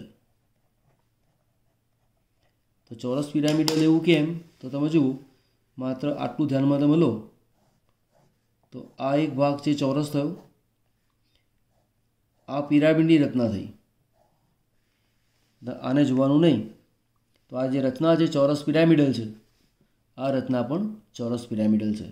તો Mn2CO5 એની રચના કઈ થાય? ચોરસ પિરામિડલ. અહીં આપેલું છે Al2 NiCN4 ટાઈમ્સ 3 ટાઈમ્સ. પણ તમે ધ્યાન આપો કે આ જે 3 છે એને અહીં આપી દો એટલે Al3+. આ 2 છે અહીંયા આપી દો NiCN4 ટાઈમ 2-. હવે એને ઓક્સિડેશન શોધો તો શું બને? Ni વત્તા 4Cn = -2. Ni વત્તા 4 આ -1 = -2. -4 જમણી બાજુ જાય +4 એટલે કેટલા આવશે? 2. તો નિકલનો ઓક્સિડેશનાંક આવ્યો 2+. બરાબર. તો આ તો હમણાં કરાવડાવી દઉં. કયું કર્યું ને? આ હમણાં જ કરાવડાવી દઉં. સૌથી પહેલું આપણે આ સ્ટાર્ટ કર્યું. આ જે આ છે તે જ. તો આની આ જ વસ્તુ અહીંયા પૂછી છે, પણ તમે જો સ્વરૂપ બદલી નાખ્યું છે. એટલે તમને આવડતું હોય તેવું જ પૂછેલું હોય અને છતાંય તમને એમ થાય કે મને નથી આવડતું, એવું ના થાય તેનું ધ્યાન આપજો. રચના પૂછી હોય તો આયનીકરણ કરી દેવાનું.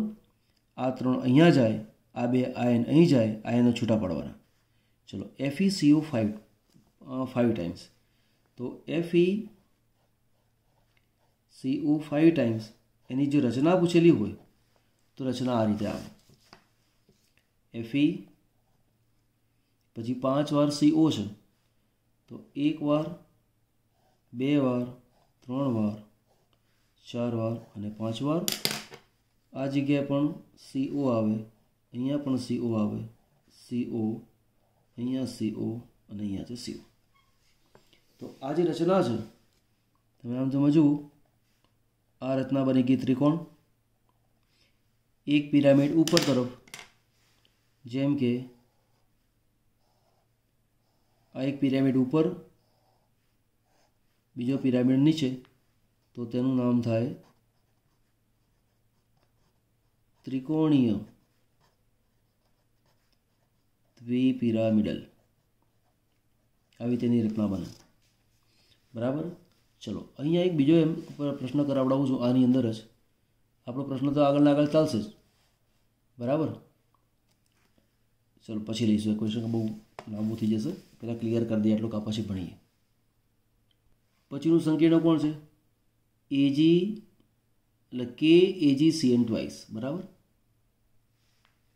તો કે એજી સીએન ટ્વાઇસ એનું આયનીકરણ થાય તો શું બને?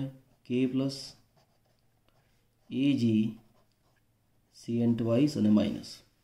તો આ એજી છે, એની સાથે બે સીએન જોડાયેલા છે, એક એજી, એક સીએન આ બાજુ, બીજું સીએન આ બાજુ, એક સ્વર્ગ બંને અહીંયા, બીજો સ્વર્ગ બંને અહીંયા, બ્રેકેટ ઓવર -1। આનો જે એંગલ છે 180 ડિગ્રી છે, માટે આનો જે આકાર છે એ કેવો છે? રેખીય આકાર। चलो COCl4 माइनस લઈએ, કોબાલ્ટ 27, આર્ગોન 18, 18 ને 2 20 ને 7 27। ઓક્સિડેશન શોધી કાઢીએ CO નું। CO વત્તા Cl એટલે -1, -1 ગુણ્યા 4 એટલે -4, -4 જમણી બાજુ જાય એટલે +4, ઓક્સિડેશન 2+। તો કોબાલ્ટમાં 2+ એટલે 2 ઇલેક્ટ્રોન ગયા, તો રચના શું બને? 3d7 એટલે 4s ખાલી। તો ડી કક્ષક છે એના પેટા પ્રકાર 5, 1 2 3 4 5, આ 3d કક્ષક થઈ। આ s છે એટલે 4s, 1 2 3, આ 4p। હવે ધ્યાન ઉપર લેતા પહેલાં અહીંયા 7 ઇલેક્ટ્રોન છે એને ધ્યાન ઉપર લેવાના। પછી લિગેન્ડ કોણ છે? તો કે Cl। હવે Cl લિગેન્ડ હોય તો યાદ રાખો કે ઇલેક્ટ્રોન ભેગા કરવાના છે નહીં। જો ઇલેક્ટ્રોન ભેગા કરવાના છે નહીં તો 7 ઇલેક્ટ્રોન ક્યાં આવે? 1 2 3 4 5 6 અને 7। અને આ 4 કક્ષકોનો ઉપયોગમાં લેવાનો। 4 લિગેન્ડ છે, 1 2 3 4। તો આ કક્ષકોનો ઉપયોગ ક્યારે કરાય? પ્રબળ લિગેન્ડ હોય તો અંદરની ડી કક્ષકનો ઉપયોગ થાય। ફરી વાર સમજો, જો પ્રબળ લિગેન્ડ છે તો આ ડી કક્ષકનો ઉપયોગ કરવાનો, અને જો પ્રબળ લિગેન્ડ છે નહીં તો પછી પાછલી ડી કક્ષકનો ઉપયોગ થાય। અહીં તો જરૂર છે નહીં, પણ કોબાલ્ટની સાથે 4 Cl છે, 1 2 3 4 જોડાશે, અને 1 S અને 3 P નો ઉપયોગ થાય છે, અને સંકલન કયું થયું? sp3। હવે આવા બહુ જ ક્વેશ્ચનના તમે વારંવાર રિપીટેશન કરો ત્યારે આવા MCQ ફટાફટ સોલ્વ થાય। એટલે ઘરે બેસીને પ્રેક્ટિસ કરવી પડે। ઓક્સિડેશન શોધવાનું, લિગેન્ડ કયું છે જોવાનું, પ્રબળ હોય તો અંદરના ઇલેક્ટ્રોન લેવાના, નિર્બળ હોય તો પાછળ। ચલો ફરી આગળ કરીએ કામ। ચલો આપણે Feની રચના ભણીએ। તો FeCl4 2- છે, તો Fe વત્તા 4Cl બરાબર -2, આ -1 ગુણ્યા 4 એટલે -4 બરાબર Feનું ઓક્સિડેશન 2+। 2+ એટલે 2 ઇલેક્ટ્રોન ઓછા, 2 ગયા એટલે 0, અહીંયા 6। હવે ડીમાં 6 ઇલેક્ટ્રોન છે, તો ડી 1 2 3 4 5, આ 3d કક્ષક, અહીંયા છે 4s 1 2 3, આ છે 4p 1 2 3 4 5, આ છે 4d। હવે તમે સમજો લિગેન્ડ કોણ છે? Cl। જો ક્લોરીન લિગેન્ડ તરીકે છે તો આ 6 ઇલેક્ટ્રોનને યુગ્મિત કરવાના નહીં, તો લખવાના 1 2 3 4 5 અને 6। તો 4 Cl છે તો 4 લિગેન્ડનો ઉપયોગ કરવાનો, તો 4 લિગેન્ડનો ઉપયોગ કોણ થાય? આ ઉપયોગ થાય। બરાબર। તો સંકરણ કયું થાય? sp3। જો sp3 સંકરણ છે તો આકાર કયો થાય? સમચતુષ્ફલકીય। તો વિચારવાનું શું તમારે? જો નિર્બળ લિગેન્ડ છે આપેલો છે, પહેલી વાત તો ધાતુની સાથે 4 લિગેન્ડ છે, તો તમારે પહેલાં વિચારવાનું ધાતુ એટલે M, લિગેન્ડ એટલે L અને 4। જો Ml4 હોય તો 2 જ શક્યતા વિચારવાની, એક sp3, તમારે D3s વિચારવાની જરૂર નથી। આવે ખરું, આ KMnO4માં આવે। એક આ વિચારવાનું, અને M4 છે તો બીજું વિચારવાનું DsP2। જો પ્રબળ લિગેન્ડ છે તો DsP2 હોવાની શક્યતા વધે। હવે યાદ રાખજો, પ્રબળ લિગેન્ડ હોય એટલે DsP2 સંકરણ હોય એવું માનવાની ઉતાવળ કરવાની નહીં. કેમ નહીં કરવાની? ચલો સમજાવું. જો હમણાં ભણ્યા હતા, નિકલની સાથે 4 CN છે, બરાબર? 4 CN છે, ઇલેક્ટ્રોન ભેગા થઈ જાય છે. તો તે સંજોગોમાં પ્રબળ લિગેન્ડ હોય એટલે DsP2 સંકરણ એવું નહીં, આમાં sp3 છે, બરાબર? એટલે એવું ગોખવાનું નહીં કે પ્રબળ લિગેન્ડ હોય એટલે અંદરથી ડી કક્ષકનો ઉપયોગ થાય જ. પરિસ્થિતિ જોવાની, ઇલેક્ટ્રોનને ગોઠવવાના અને પછી કામ કરવાનું. ક્લિયર? અહીંયા જુઓ, પ્લેટિનમ Cl4 2-, બરાબર? ઓક્સિડેશન આંક ગણો તો ઓક્સિડેશન આંક શું આવશે? 2+. આ છે પ્લેટિનમની ઇલેક્ટ્રોન રચના. 2+ એટલે 2 ઓછા, એક આમાંથી જાય, એક આમાંથી જાય, એટલે રચના શું બને? 5d8 અને 6s0. હવે ડીમાં તમે જુઓ 1 2 3 4 5, આ છે 5d, આ છે 6s, આ છે 6p. 8 ઇલેક્ટ્રોન છે, 1 2 3 4 5 6 7 અને 8. હવે તમારે 4 Clને જોડવાના છે. હવે 4 Cl માટે મેં વાત કરી હતી, આ કયા પ્રકારનું સંકીર્ણ છે? Ml4. Ml4ની શક્યતા કઈ વિચારવાની? એક sp3 અને બીજું કયું આવે? DsP2. હવે લિગેન્ડ કયું છે? નિર્બળ. નિર્બળ લિગેન્ડ છે માટે ઇલેક્ટ્રોન ભેગો થાય નહીં. ઇલેક્ટ્રોન ભેગો ન થાય એટલે 4 કક્ષકનો ઉપયોગ કરવાનો હોય તો કોનો ઉપયોગ થાય? આ 1 2 3 4નો ઉપયોગ થાય, માટે સંકરણ કયું થાય? sp3, માટે સમચતુષ્ફલકીય. પણ જો આની જગ્યાએ આવું હોત, પ્લેટિનમ CN4 2-, આવું આપેલું હોત તો શું કરતા? CN પ્રબળ લિગેન્ડ છે, એમાં ઓક્સિડેશન આંક તો +2 જ આવે, પણ પ્રબળ લિગેન્ડ હોવાના કારણે આ ઇલેક્ટ્રોનને અહીં લઈ જવું પડે. તો તે સંજોગોમાં એક ડી કક્ષક ખાલી થાય. એક ડી કક્ષક ખાલી થાય માટે એક ડી, એક એસ અને 2 પીનો ઉપયોગ થાય. તો તે સંજોગોમાં સંકરણ કયું આવે? DsP2. જો સંકરણ DsP2 છે તો તેનો આકાર થાય સમતલીય ચોરસ, અને આવો આકાર હોય તો તેનો આકાર થાય સમચતુષ્ફલકીય. તો કોઈક વાર તમને પ્રશ્ન પૂછે કે PtCl4 2- અને PtCN4 2- નું સંકરણ અનુક્રમે, પછી 4 ઓપ્શન આપેલા હોય, એક MCQ થઈ ગયું. તમને એવું પૂછે કે આનો આકાર, સંકરણ આપ્યું, પછી આકાર કયો? તો સમચતુષ્ફલકીય સમચોરસ, અથવા સમતલીય સમચોરસ, અથવા સમચતુષ્ફલકીય સમચતુષ્ફલકીય, સમચોરસ સમચોરસ. કેટલા બધા ક્વેશ્ચન પૂછે.